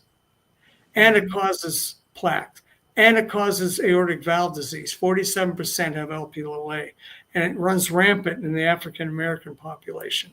It's treatable, and the therapies. I take 4.5 grams. My wife takes 4. My wife's taking less than 25 cents worth every day. Hers came down 70% with a B vitamin. God made niacin. Don't let anybody tell you it's a crazy idea or it doesn't work or it's not safe. They don't know what they're talking about or they're in the back pocket of pharma. That's just my opinion. Okay. I'm probably right. What does Bill Maher say? I don't know for sure. What does he say? I don't know for a fact, but I know that it's true. Yes, exactly. I know that it's true. Next slide. So someone who is taking medications, right? Should they start niacin or they should consult with a healthcare provider before they start niacin? It depends on who you're talking to, but that's the problem. There's a lot of nuances to niacin. It's water soluble. It doesn't stay in the kidney very long. That's why I only use what I recommend. If somebody wants to get a hold of me, my contact information is one of the last slides. Feel free to contact me because I don't want you to start it improperly. You got to start with a tiny amount. It's got to be immediate release. And you got to do it every time you eat. It's a lot of work, but it's not. It's like any habit. You don't forget to eat. That's the routine. Tie in the niacin with the food. It's going to save your life. You're going to live longer and feel good. Well, the immediate release has never been shown to be toxic, ever. And when it was a couple times, it turned out the patient switched it to time release. Well, if you took Lipitor or Crestor and it was a 24-hour release or even 12 hours, you'd be dead the first day. When niacin was switched to what they call sustained release, long acting, they saw these liver function tests go up. All you had to do is switch them back to the plain niacin and it goes away. It's not permanent and there was no actual damage unless the patient stayed on it for 5 years. Well, most people don't differentiate. They even take no flush niacin. That's a placebo. Or they take NAD. NAD is expensive. Plain niacin makes more NAD than $100 a month NAD, and you can do it for $5 a month. Come on. Hey, everybody, are you with me? It's like, God made niacin. Yeah, God made niacin. He gets it right every time. It's the drug companies that mess everything up. That's the paper, and there's only a few, but they're now realizing if you got that lipoprotein, my wife has it, it'll cause kidney disease. It's not just a risk factor. It can directly cause it. Well, it's affecting your arterial health, allowing blood clots to propagate and everything else. And calcification. It causes calcification directly. Of course it causes kidney disease. So you got to get a panel with a cystatin C, a urine albumin creatinine ratio, and have them order particles. All the big companies provide it. You want an ApoB and an Lp(a). Then you've got the whole picture. There's other stuff, but those are the ones you want to attack with therapy. Next slide. This is about my product, and I promised my team is 2 business people, me, the nerd, and 2 doctors, and one of them's been with the National Kidney Foundation for 30 years. It was kind of like you guys. I met him on LinkedIn. And at first it sounded crazy. And then he read my literature and looked at my huge list of references from the medical literature. And next thing I know, I'm on the phone with him and he bought into it totally. He said, I want to be part of your team. Well, they said, you got to mention the product. And I said, okay. Anyway, that's what the bottle looks like. It's got those 3 components. I put a real small amount of something made from citrus fruit. It's like if you dehydrate the juice from grapefruit, tangerines, oranges, whatever, there's a flavonoid in there that's pretty miraculous. It's called quercetin. And I put a little bit in there just to take the edge off the niacin, because if I'm not managing everybody that buys a bottle, and that's going to be impossible at some point, I want to know that they're not likely to quit. I don't want that hot flash to deter them from therapy. But hey, if you think you're going to end up on dialysis, I think you're going to put up with a mild hot flash. Next slide. We're pretty much at the end here. Questions? And then the last slide, I think, has my contact information. I'm not certain. I think this is the last slide. Okay, let's have some questions. Hey, Lady J? Wow, wow, wow. that was a Very good presentation. enlightening. Because as you rightfully said, as you close it with the conclusion there, you said the hot flush might maybe someone might think about hot flush, but then you said, what are the chances? A little bit of hot flush or getting on dialysis. So I guess one would have to weigh, what do I choose in a moment? And my health, looking at one's health, and you're going to think about, what do I choose? You know, do the research, do every single thing, and then you make a choice. Because if you're getting the results, that the chances are that you may be on the dialysis because of the Right. state of your kidney, then try something that would help you, right? Right. Your best defense is information. That's true with anything. But when we first started the lipid clinics, the girls and the staff at the two offices really didn't like me because patients were calling up and complaining about the hot flash. And I remember Dr. Dave turned to me and said, "Hey, man, I can't keep them away from you very much longer. You better fix it."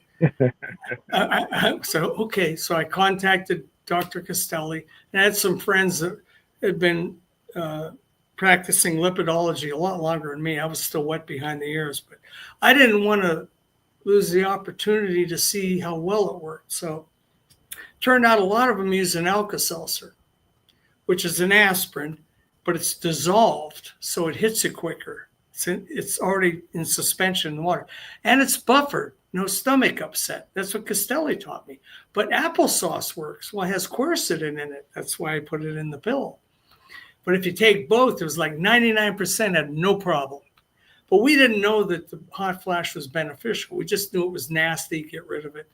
And I was scared of the girls. I felt like I was surrounded by all the females in a tribe, and they were going to do you-know-what to me. I was scared.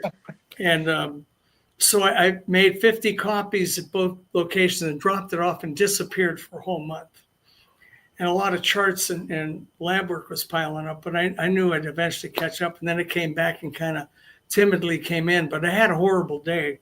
And I have a little Asperger's, kind of mild, but I don't always read people, what they're thinking or their body English. And Jennifer stands up and all the girls are at the counter there in the back. She's the office manager, and she turns and goes, "Nobody called in a whole month." And I'm like, Dave says, he doesn't have a clue. So she goes, "Nobody called to complain about the hot flash." It was like I heard harps and angels. I went, and then I looked at Dave and goes, "I know what you're going to say." He says, Right. "I believed in you." I looked at the tip sheet and I said, "It's all or nothing. Damn the torpedoes." You know, he said, I started putting everybody on niacin, even more than before. And nobody complained. And I was like, wow, now we can find out if it works. And the tip sheet was Alka-Seltzer and applesauce. But I thought, I'd watch patients when you give them educational material, which looks pretty stark, dry, and not very interesting, and they throw it out. They don't even get to the parking lot and they crumple it up to it. And I said, what would make them hang on to it? So I'll put a picture of that little redheaded guy, no relation to me. You know, he's got the magic wand, the sailor's hat, and his body is the Alka-Seltzer tablet. And the name of the tip sheet was Alka-Sauce Protocol, Alka-Seltzer and applesauce. And Dave said, I looked at it and he said, this has got to work. And people started calling back up. I like that tip sheet. It's pretty simple to do. And one big muscle-bound guy, and it's always the old or the redneck males that come in that are big babies. And it happened to be a woman who had Down syndrome in there. And this big hunky guy's like, I can't do it. Well, he didn't read the directions. Probably lost the tip sheet. And he turned to Betty, said, Betty's doing fine. Tell Jimmy here what you do. She goes, well, I take the applesauce and the Alka-Seltzer and I do fine. And then Dave looked at him and went, okay, big guy, what's your problem? And then he ended up getting it together. But I thought, if it weren't for that, I wouldn't even be talking to you today. Yeah. because we had to figure out how to get him to take it. I didn't realize the hot flash goes away. Right. You'll build up tolerability, but it's like trying to raise a shield that weighs 100 pounds of lead. You know, you got tuck it up. But once it's in place, you're good. The only way to lose that shield is stop therapy. If you quit for a whole day, you know, it's not a good idea because you may have another hot flash. And the whole point is I don't want them to quit. And I get phone calls. Somebody I coached maybe 2-3 years ago, they don't need me anymore, so I don't hear from them. And he said, hey, is this Steve the lipid guy? And that was my old nickname because that's mostly what I used to do, just lipids, cardiovascular. I said, yeah, who's this? Oh, this is Bob Jones. And I have to kind of go, oh, yeah, Bob. I don't remember the guy. Yeah. And Yeah. he goes, you know, I remember the Alka-Seltzer. I said, wait a minute. Let me guess. I said, were you celebrating? Yeah. How'd you know? I said, well, was it like a graduation? It was your nephew or a wedding and you're drinking? Yeah. How did you know? That's the number one thing. And you had a hot flash, but you remember the Alka-Seltzer. That's why I called you. I wanted to tell you I still had it in my wallet 3 years and I never used it. And I said, you followed the instructions. Yeah. I got a glass of water or a bottle of water, went and sat in a stall in the men's room, not for the usual purpose, and put the Alka-Seltzer in and just sipped on it until the hot flash went away. And 3 minutes later, you went back out and said, I'll bet you had a great time. You had another drink with no problems. Yeah. It's like the Alka-Seltzer made me bulletproof. Mm-hmm. Wow. William Costelli, the Framingham study, he told me that. I saved the email. And you know, it's like he's a rock star in medicine. And I wanted to put it in a frame because that was a big moment. He showed me how to defeat the problem so I could get everybody on it. And that's all he talks about is niacin. He's retired. He said, you can, when he does scans like MRIs, he could see the narrowings in the renal arteries, the kidneys, and the carotids and all the other arteries disappear. That's called regression. That's why the FDA gave the regression indication in niacin. They didn't give it to Lipitor or Crestor. They gave it to niacin. But I tell patients, the elderly ones, you know, we'll talk about the church in a second. I can almost guarantee you they go to church. And when Costelli had an autobiography, he said, we love niacin in our clinic because it told us which patients were faithful. So I say, you know why you have a hot flash with niacin? God invented it on a Saturday night. Well, he had a long week, 7 days, the universe, the sun, the moon, the stars, the planet, everything on us. Saturday, he probably had some fatigue. Even God gets angry and tired. And then it popped into his head and he realized this might have been one of the best things I came up with all week. So he took Sunday off for the rest of the time, or the Sabbath, which I guess is Friday. But the reason the hot flash is there is he's testing your faith. They know I'm kind of half kidding. Yeah. They remember no jumps in there. Yeah. I like that faith thing. They go, Yeah. I'm not quitting. What about anxiety and mood and mental clarity? Can niacin help along with that? Back in the early 1900s, there was a plague. It mainly hit non-whites, people that had lower socioeconomic status. Poor nutrition was a nutritional deficiency. Horrible disease, black tongue disease, just bad. They realized these people weren't getting enough niacin in their diet because they were eating the diet people without money would eat. So they figured a way to synthesize niacin because they had to give them supplements. And then 1955, they discovered by accident it lowered cholesterol. 2 scientists in Canada.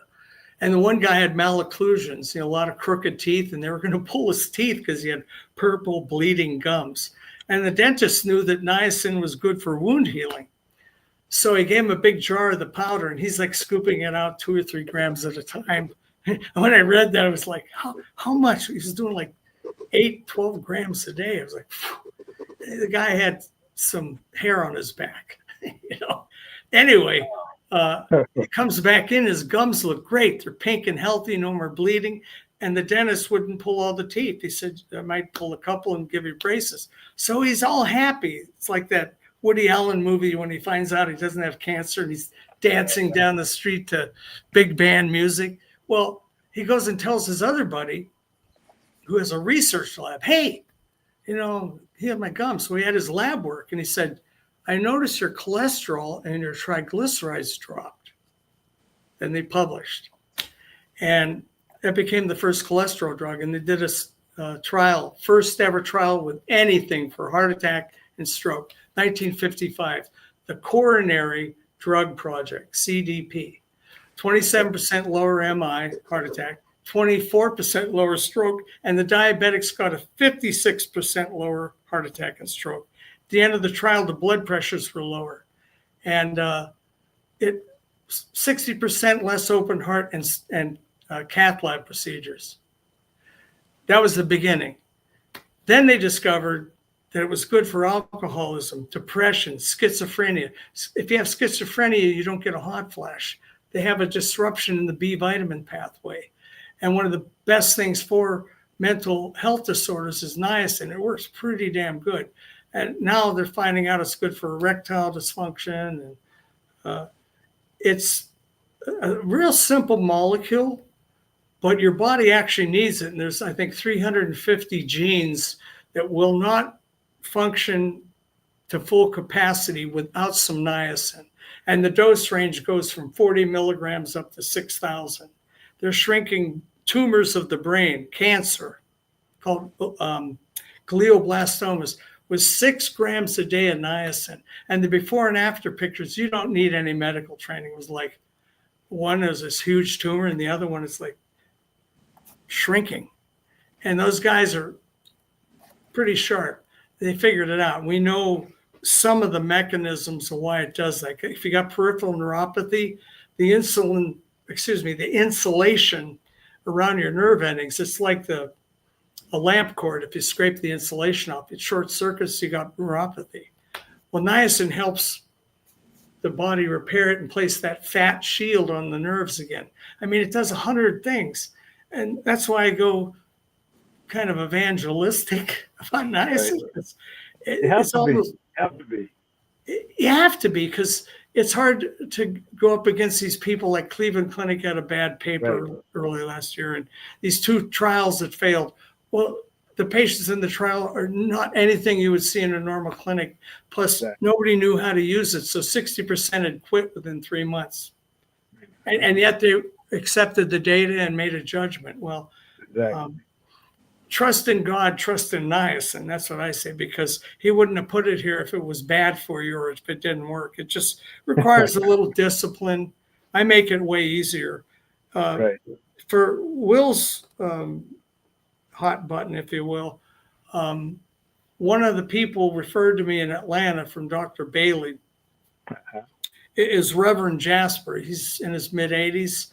His 3 sons are pastors, big church. Kidney Sundays, huh? Pardon me? Kidney Sundays?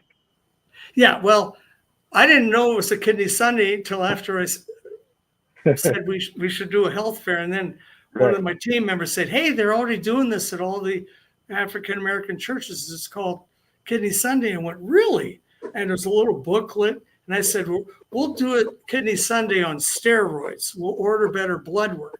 And the patients, it's voluntary. If it's sunny, we'll do it in the parking lot, draw their blood, have them go to the bathroom with the urine cup, get the specimens and then show them their lab work later. And the doctor may or may not buy into it, but if he realizes they got kidney disease and he missed it, if he's a big enough person, there's a learning moment there. I can't fix everybody, but the patient now has information to empower them. Yes. And when they see they got LP(a), if they try to put them on Lipitor or Crestor, I'm going to give them a tip sheet. Say, refuse to take that because it'll raise it. And it's funny, but niacin works for all kinds of stuff. It'll help your kidneys. It'll help your cardiovascular risk. And it's doing the Lord's work. I mean, they're not getting the right kind of lab work. Well, here, they're all at church all together one point of the week. And I thought that really makes sense. So when I realized they actually had a name for it, Kidney Sunday, that's what I'm going to start calling it. And I'm going to see Reverend Jasper, not next week, but the week of the 19th. And his handler is his sister, and his 3 handsome sons are the assistant pastors. Right. And I have to talk to them because it's genetic. You pass it down. His sister already has it. It's just I don't know about his daughter and his 3 sons, but they're the best people. They treat me like I'm important. I don't need that. That's right, you are. It's nice, and you don't have to call me Steve or anything. Right. Don't call me late for dinner. Right. That would upset me. But they're kind of fun to be around. I usually lose 4 or 5 hours when I go to the church. I bet you do. We get to talk. I talk too much. Yeah. What are some foods that you get niacin from? Beef. Beef. Chicken. Is that the only one? No, it's pretty much most forms of protein. There's a lot of niacin in it. Poor diets like junk food, you're getting no flush niacin. And the Cleveland Clinic thought that the metabolites were dangerous. No, it was the food that had it, which is potato chips and junk food. Plus that's full of phosphorus, and that'll kill your arteries and your kidneys. And they try to make the connection. Well, a nephrology group took the same 2 metabolites and showed it was anti-inflammatory and reduced fibrosis in the kidneys. Now, it was 6 months before Cleveland Clinic put that red herring out there that was worthless paper. Yeah, they had 20 investigators on us, 40 pages. And me and some of the famous advocates of niacin cut them to ribbons. We just published other papers. So if somebody gets the wrong information, I send this one email. It's got all the people. William Costelli, Dr. Guyton at Duke. Everybody has to buy his textbook if you're in medicine. And all these other guys that I respect that use niacin. Some of them are in their 90s. They still practice medicine, and they still take it themselves and administer it to their patients.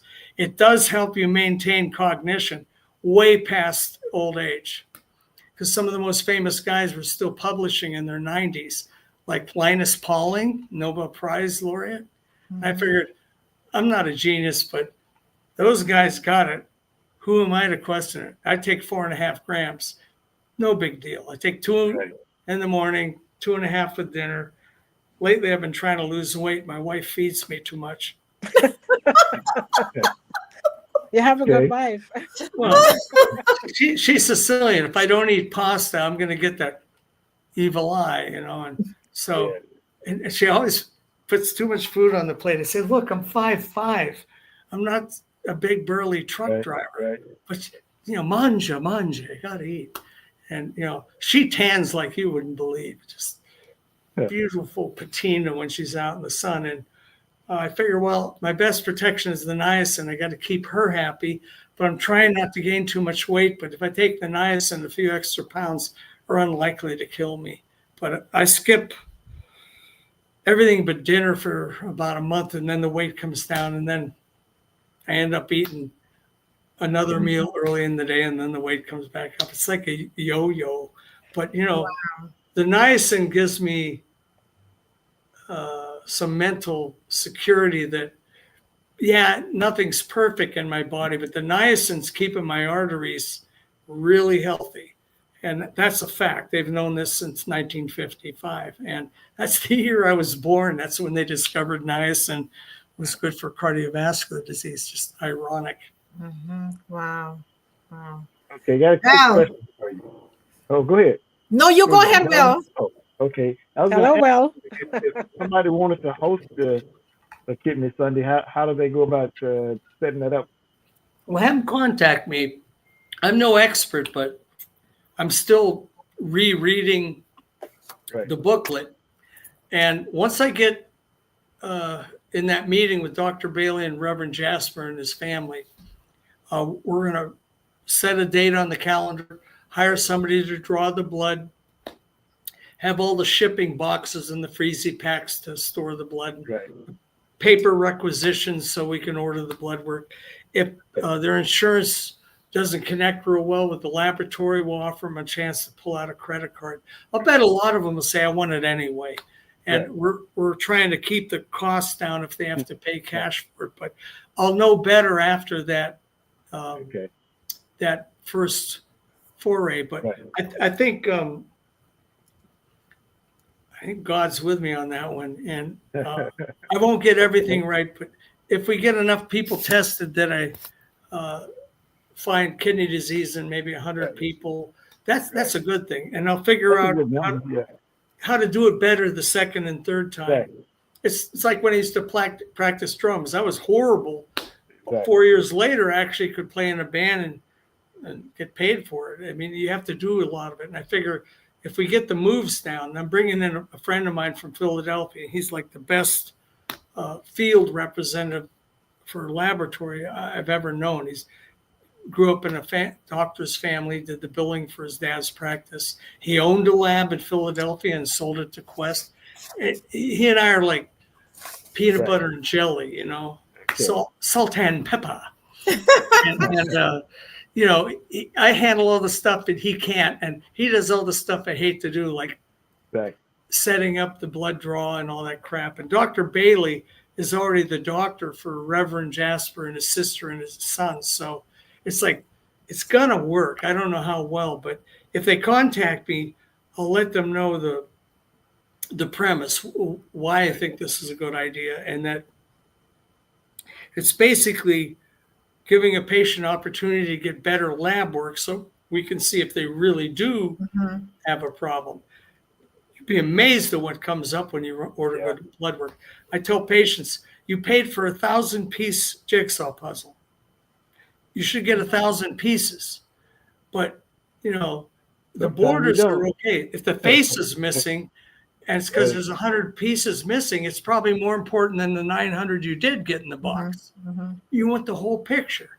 So if it costs you some out of pocket because your insurance company, and we know they don't care, consider that a good investment, because we'll find what wasn't already uncovered. If you don't measure it, you miss the diagnosis.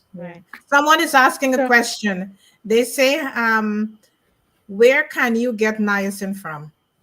Well, don't gamble with that. You really should contact me.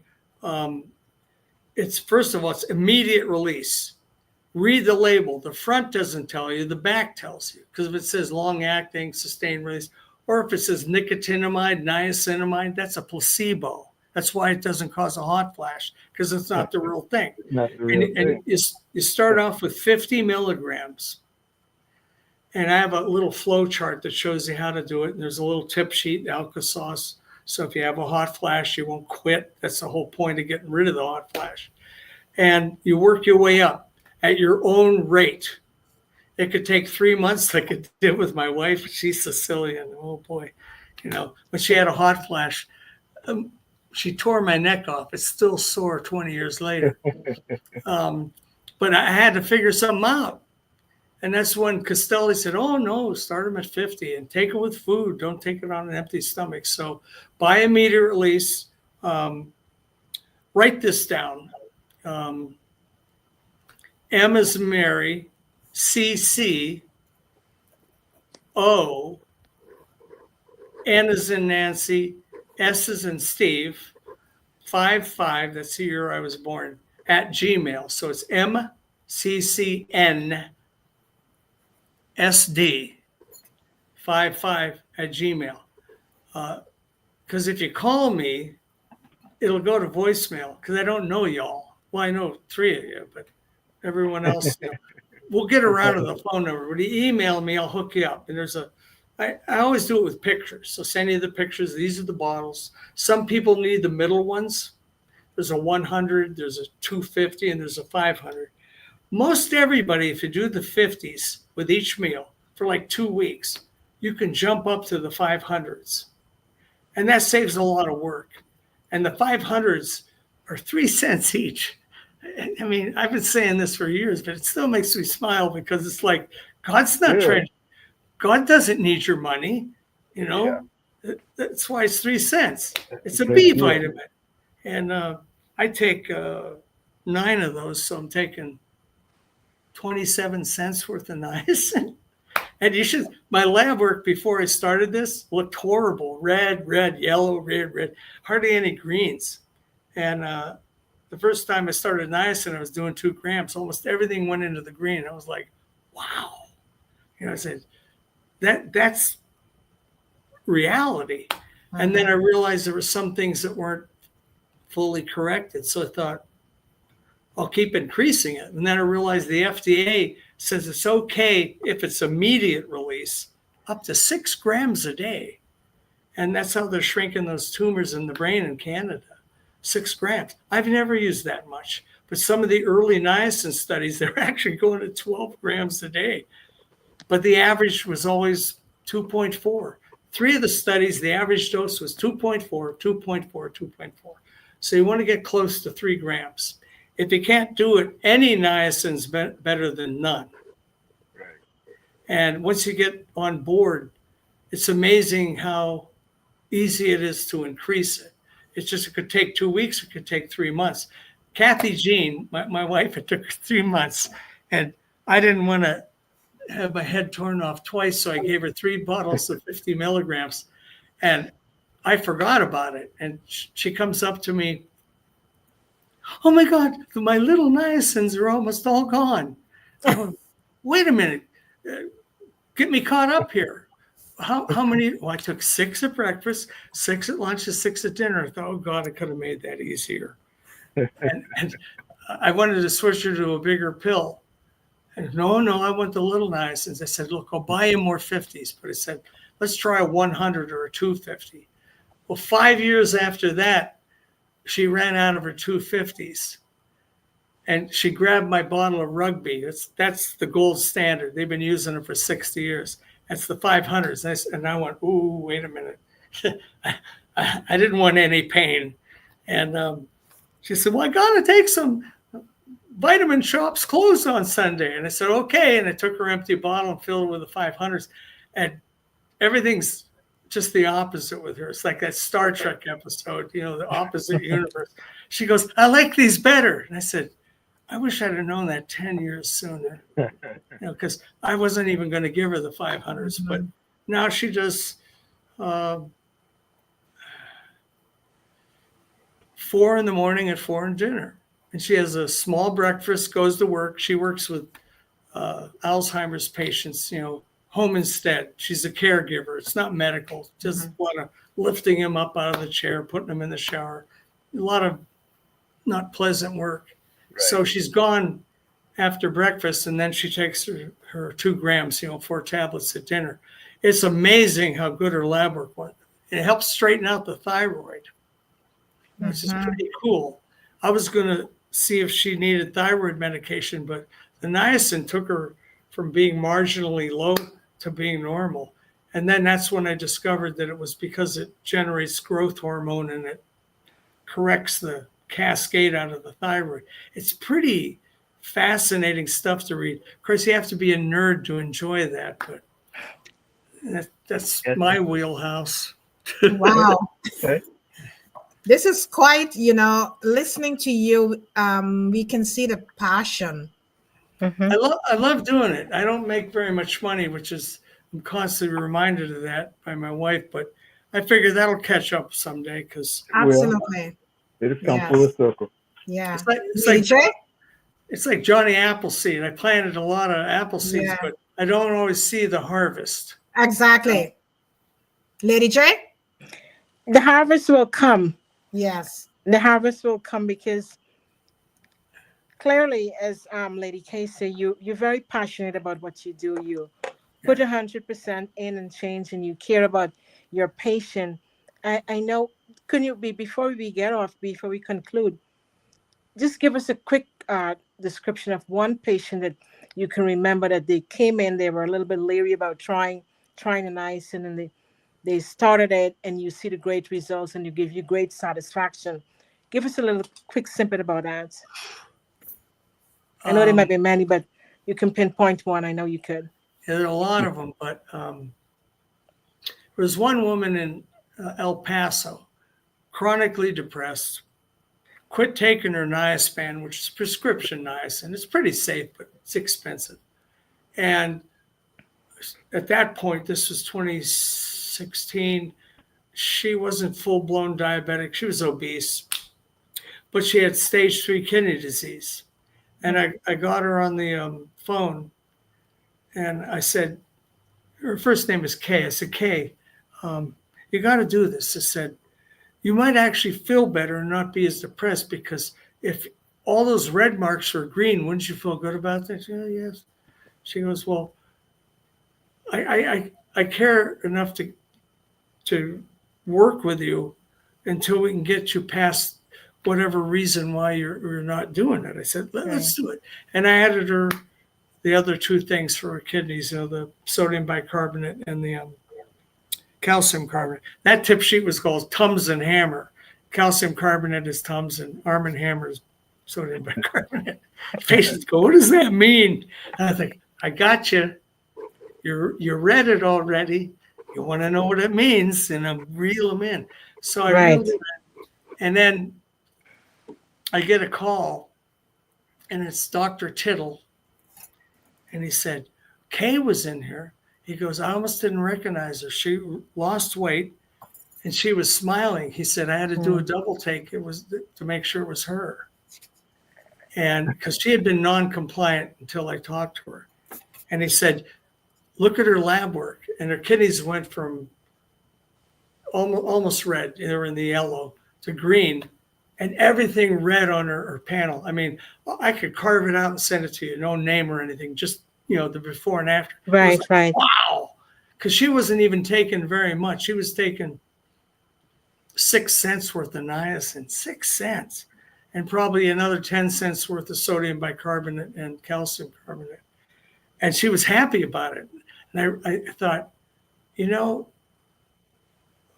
she didn't lose the weight till she saw the lab work. And I didn't see the lab work for a couple months after it was already done.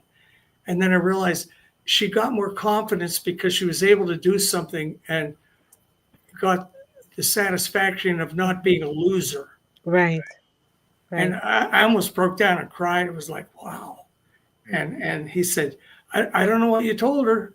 He goes, but she's a new woman. And I kind of lost track of her. And she reached out to me on LinkedIn. And now she's coming back, and she's diabetic now, but I put her on, again, it's God's stuff. It's what they used to call golden steel root, berberine. But the problem is it's not absorbed very well. 3, maybe 5% gets in the cell. That's almost like a placebo. It doesn't work. But you take milk thistle with it, a little bit, and then 50% goes in the cell. And there's no side effects because they always give them metformin. You've probably heard of metformin. Yeah. That's bad for you. Oh, it screws up your gut health, and it's not safe kidney disease per se, and it inhibits vitamin B12 absorption. Just the opposite with berberine. Berberine lowers those bad particles. Berberine is good for diabetes. Berberine helps prevent cancer, like 20 things. And that's typical. If God makes it, it's not like one bullet, one target. You can fire one bullet and hits 10 targets. I like that. That's thrifty. I don't have to waste a lot of ammunition, but you got to get past the absorption. So if you take 5 parts, say 1,000 milligrams, that's a gram. You only need 2 parts milk thistle, which is 200 milligrams, 1/5 of a gram. And then you increase it until the blood work looks good. I'm insulin resistant, but I'm well controlled. And my numbers were in the red. I quit taking metformin. Obviously, I couldn't tolerate it. Right. And I took the berberine, but I got excited. My IQ dropped to like 5. And I was like, oh boy, and I ran off and bought berberine. And it didn't work. Everything was still red. And I went, you dope. So I reread the literature like I normally do, real methodically. And I see the scientific word, and it's in italics, slanted and bold. And it said Silomar and marinus. I said, that's the Latin word for milk thistle. Oh boy, I missed that. And it said, you must take 1 part milk thistle to 5 parts berberine. So a bottle of milk thistle. All the reds went to the green. One of them only went to yellow, but it was 0.1 above green. I went, big deal. It was like, it worked so good. I just said, that's it. So when anybody wants to control their blood sugar, I say, look, I give them a picture of the bottle. Sometimes it's popular.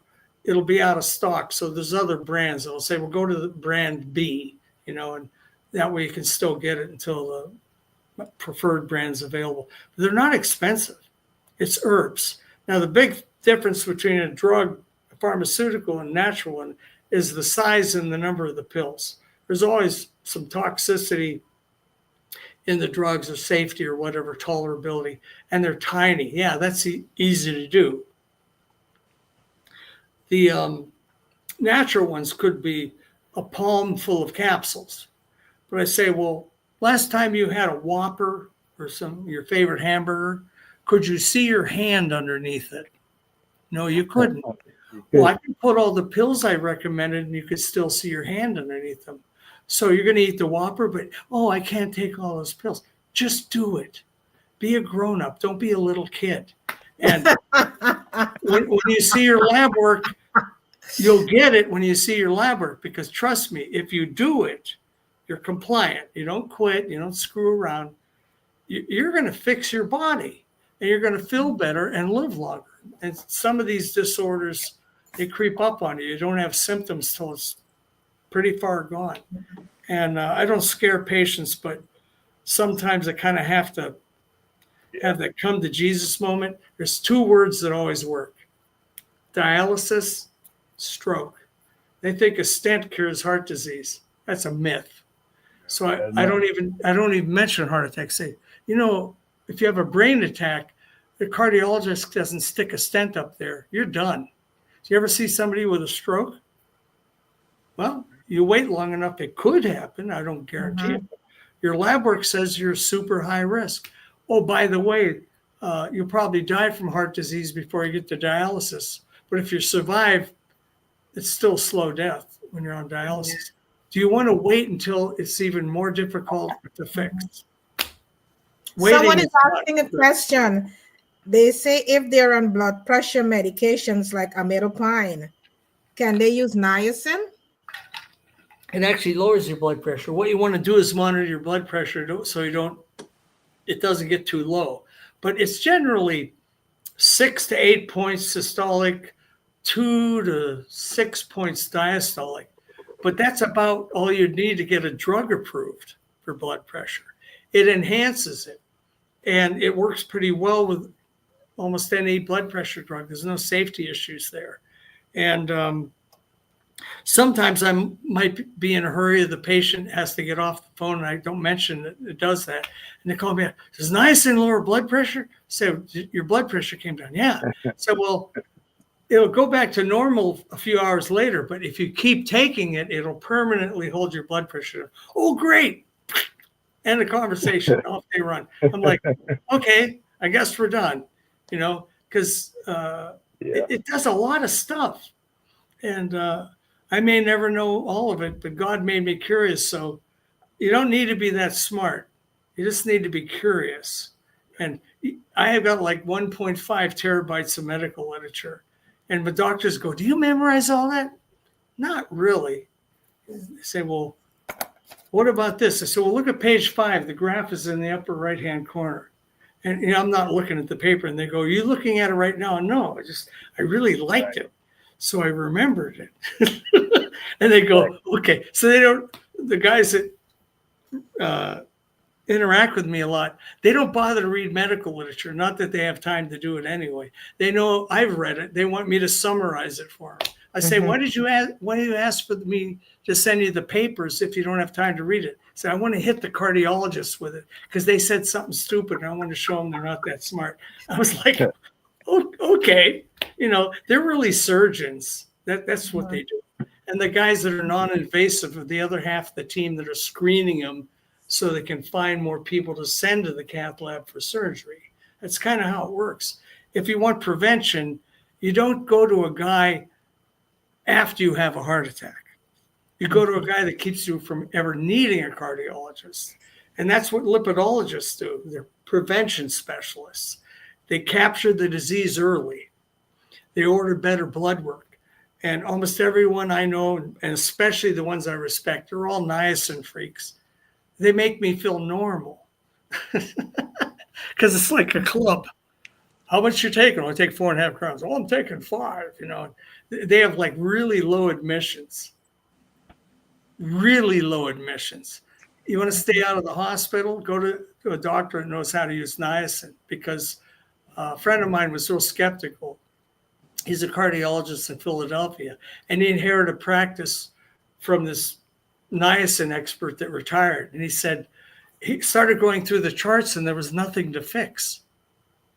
And he said, they're all on niacin. I said, what did that just tell you? Look at the blood work. That'll teach you why it's not a stupid idea. In fact, when you use a statin, it only moves one number. It doesn't move the particles that well, and it raises the worst one, Lp(a). When you put them on niacin, every one of those particles goes this way, and all the good ones go up. Duh, Anybody listening? Wow. That's still the only single therapy that moves all the known lipoproteins in the correct direction. And they've known this for 30, 40 years. And they keep trying to come up with drugs that do the same job. But there's an injectable that's close. It's $15,000 a year. They give you a discount, it's only $8,000. Well, the highest dose of niacin, like I take, what did I say, 27 cents? Do the math. A quarter of $365 is about $60 or $70, somewhere in there, for a whole year. And all you got to do is go to Amazon and say, I want a Rugby 1,000 count, 500 milligram. But you don't want to start out there. You want to start out with a low dose. And the brand I use is KAL. It's a 50 milligram. Now, I have to admit, there are 5 people out of 5,000 that had a bad hot flash on 50. They make a pediatric one that's strawberry flavored. They call it a melt away because you put it under your tongue and it melts. And it's strawberry flavored. What could be easier? It's 25 milligrams, half of a 50. I had a nurse in Florida that couldn't do the 50s, but she went through 2 or 3 bottles of the 25s and finally got up to the point where she could take a 100. But she was getting more results at a much lower dose. The hot flash correlates to how well you respond. The people that don't get a hot flash usually need more. The ones that get a hot flash get a lot of boost. Women get 20% better numbers than men. And I have more problems with virile, handsome-looking guys with a red baseball cap. You get it. They won't take their niacin, the big babies. The women are tougher. My mom ran the house. My dad had Asperger's. He was an engineer, and he was hard to relate to. But my mom ran everything. And talk about tough, she was my hero, my role model, because I'm more like her. And that's probably a good thing. She was a really good teacher. Kids with learning disabilities, no kid was impossible to teach how to read and write. Even the ones they said never would, she got them to read and write. Mostly love, a lot of hugs. She had little gifts she'd give them when you got a right answer. Once for the girls and once for the boys.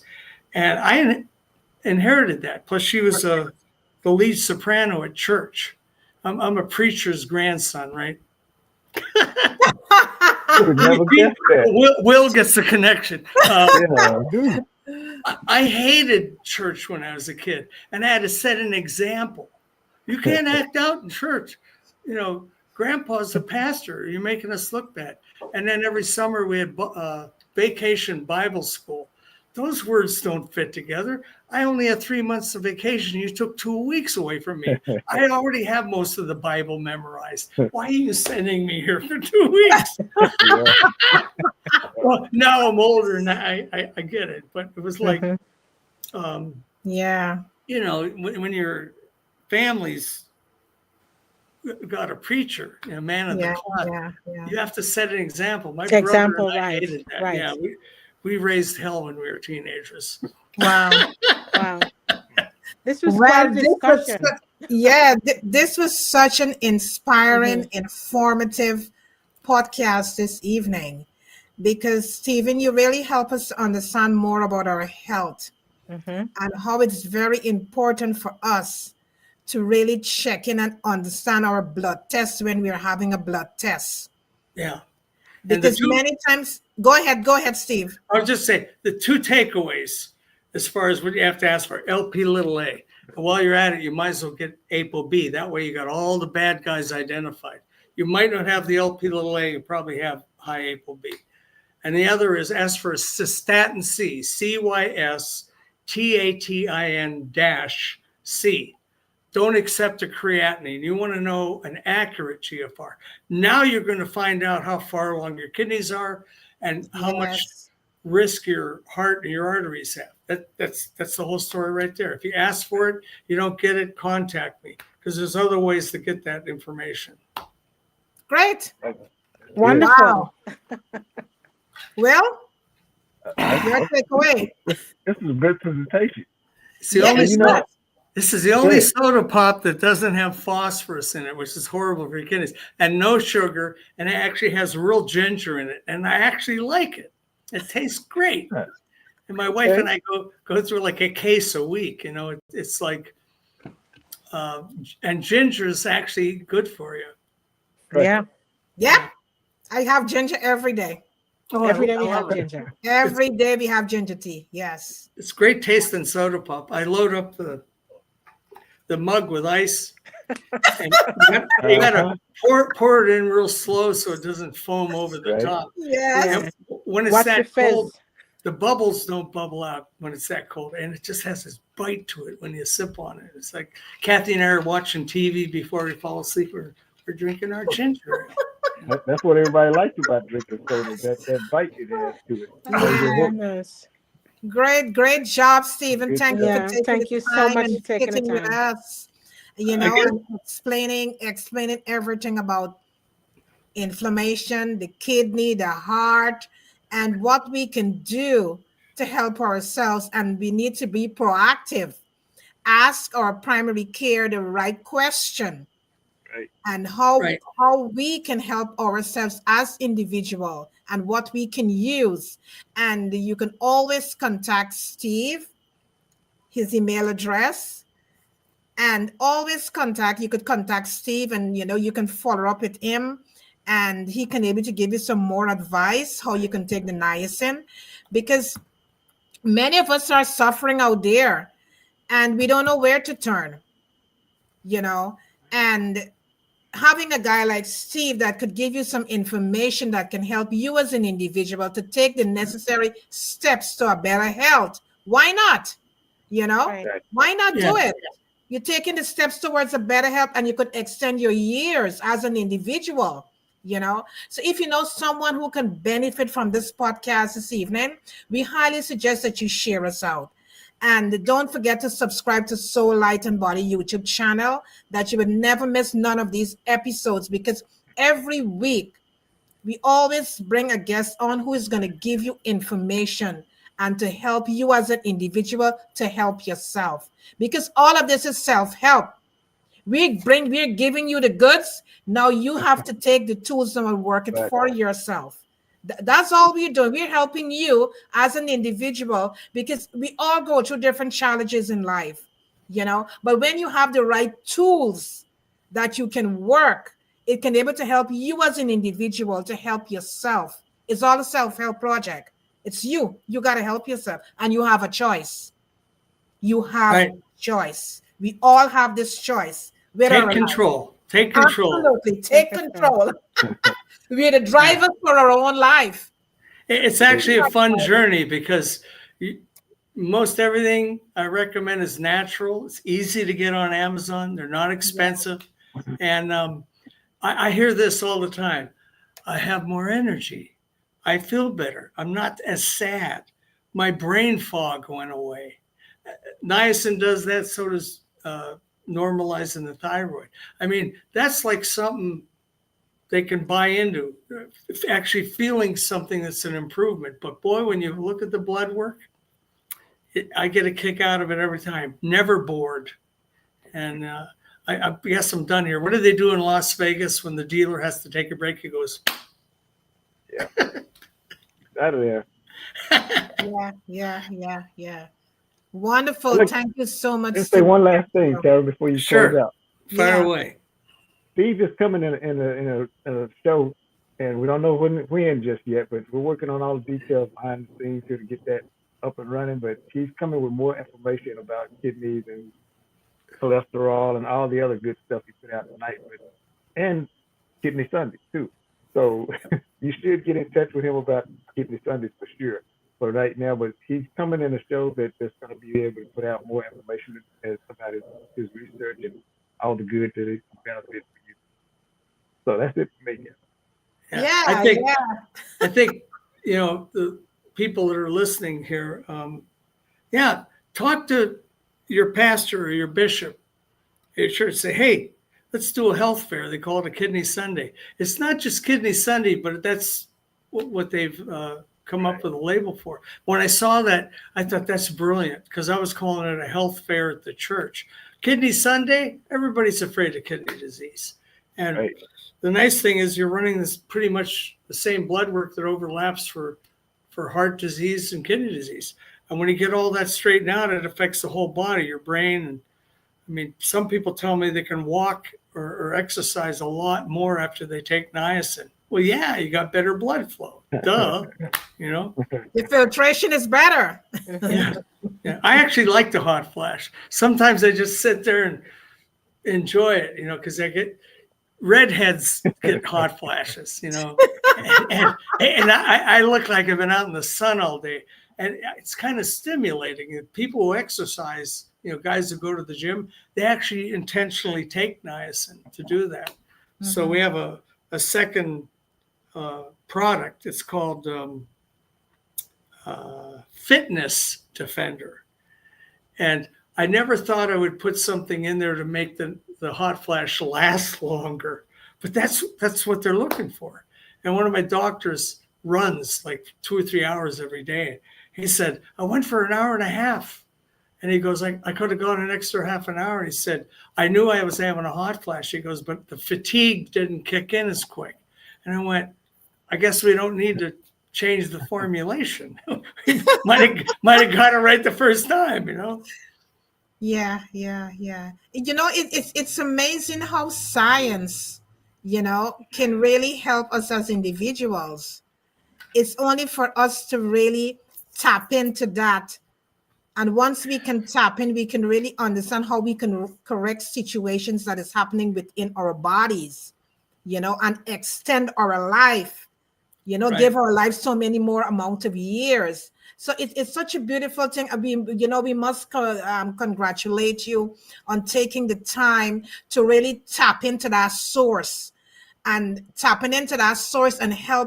helping us as individuals that we can able to use these stuff to help ourselves and extend our years. So hats off to you. Thank you so much, Stephen. Thank you. Thank you. Thank you. Thank you. Thank you very much. Thank you. Thank you for taking the time and sitting with us. And to the viewers, we want to thank you so much for joining us today, because you know what? When you come into this space and when you leave, you always leave with something to think about. And you always leave with something that you can really add to your toolkit, because we just never know what is going to happen tomorrow. We just don't know. But when you have the right tools in your toolbox, you can able to help yourself and reach out to a source like Stephen and ask questions. You're free to reach out with him and ask questions. When we want to help ourselves, we got to ask the right questions. Right. If you want good answers, you have to ask good questions. Absolutely. You got to ask the right questions. And once you ask the right questions, you will be able to get the answers that you're looking for. And as we said at the top of the show, always consult your healthcare provider. Yeah. Always consult your healthcare provider before you start anything. Right. Because most of us, we are taking medications. So we need to ask our healthcare provider about, but of course we got to be proactive as well. Do our own research as well, because we need to do our own research as well for our lives, ourselves. So we have to be proactive. We have to. So Will, thank you once again for joining us this Thank you, evening.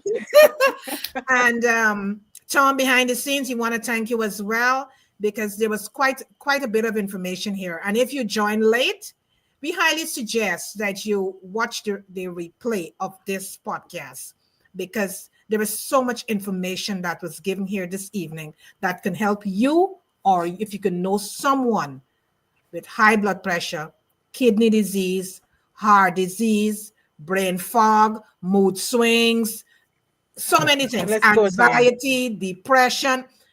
Just look at this podcast, just watch the replay, and you can able to get some insights, and sometimes, you of yourself feeling a way, a light bulb could click in your head now. Oh, this is why I'm feeling this way, So, just go back, watch the replay. If you join us pretty late, just watch the replay. And we highly suggest that you subscribe to Soul, Light, and Body, that you will never miss none of these episodes, because we always bring quite amount of information for you to consume.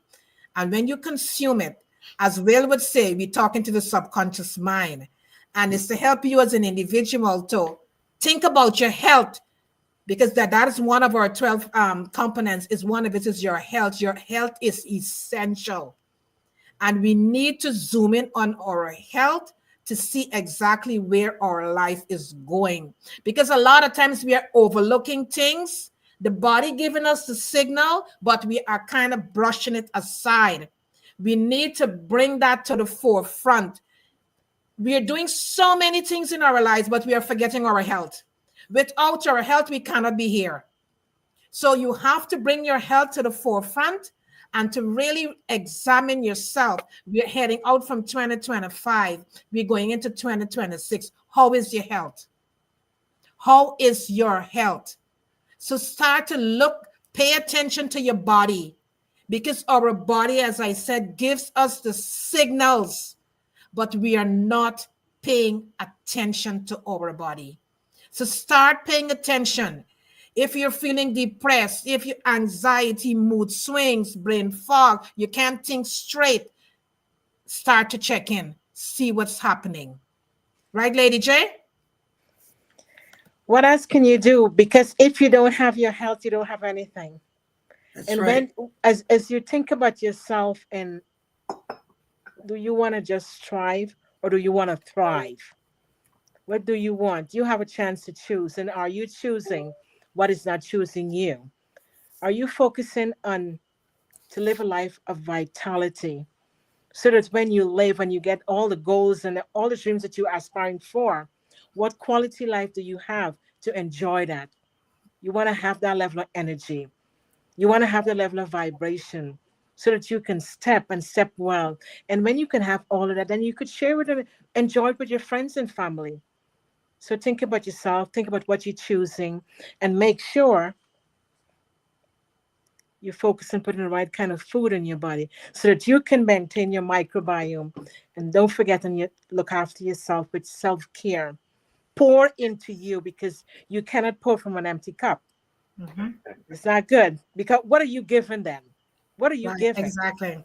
So fill yourself up, focus on your self-care, take good care of yourself, so that when you show up, you can show up full, you can show up with your all, and what your I ams, as we always say, because what follow your I am is super, super important.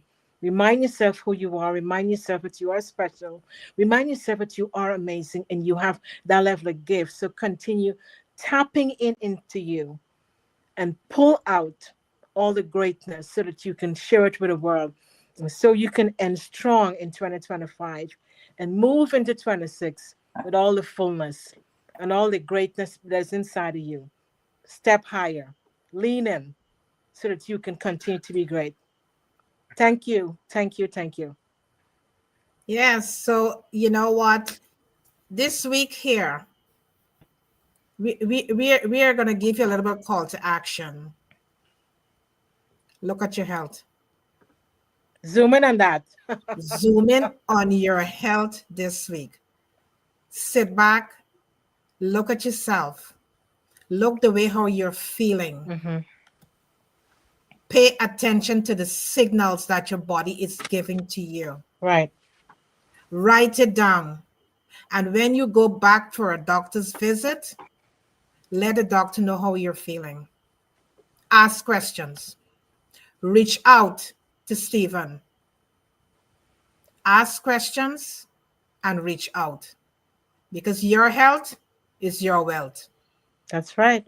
Don't forget that your health Is is your your wealth. wealth. Don't forget That's that. right. Right. Have a wonderful week and see you here next week with another fabulous topic. Don't forget to subscribe to Soul Light and Body, that you will never miss none of these episodes. And don't forget, we have 2 for 6 Bajan 5 classified arts in the notes below. Just check out what the goods and services that they have to offer. Just check it out. Thank you once again to each one of you for joining us this evening. you. We appreciate your time. And We you can do. watch the replay on Soul Light and Body. Thank you so much. Thank you. Bye-bye. Have a Bye. great week.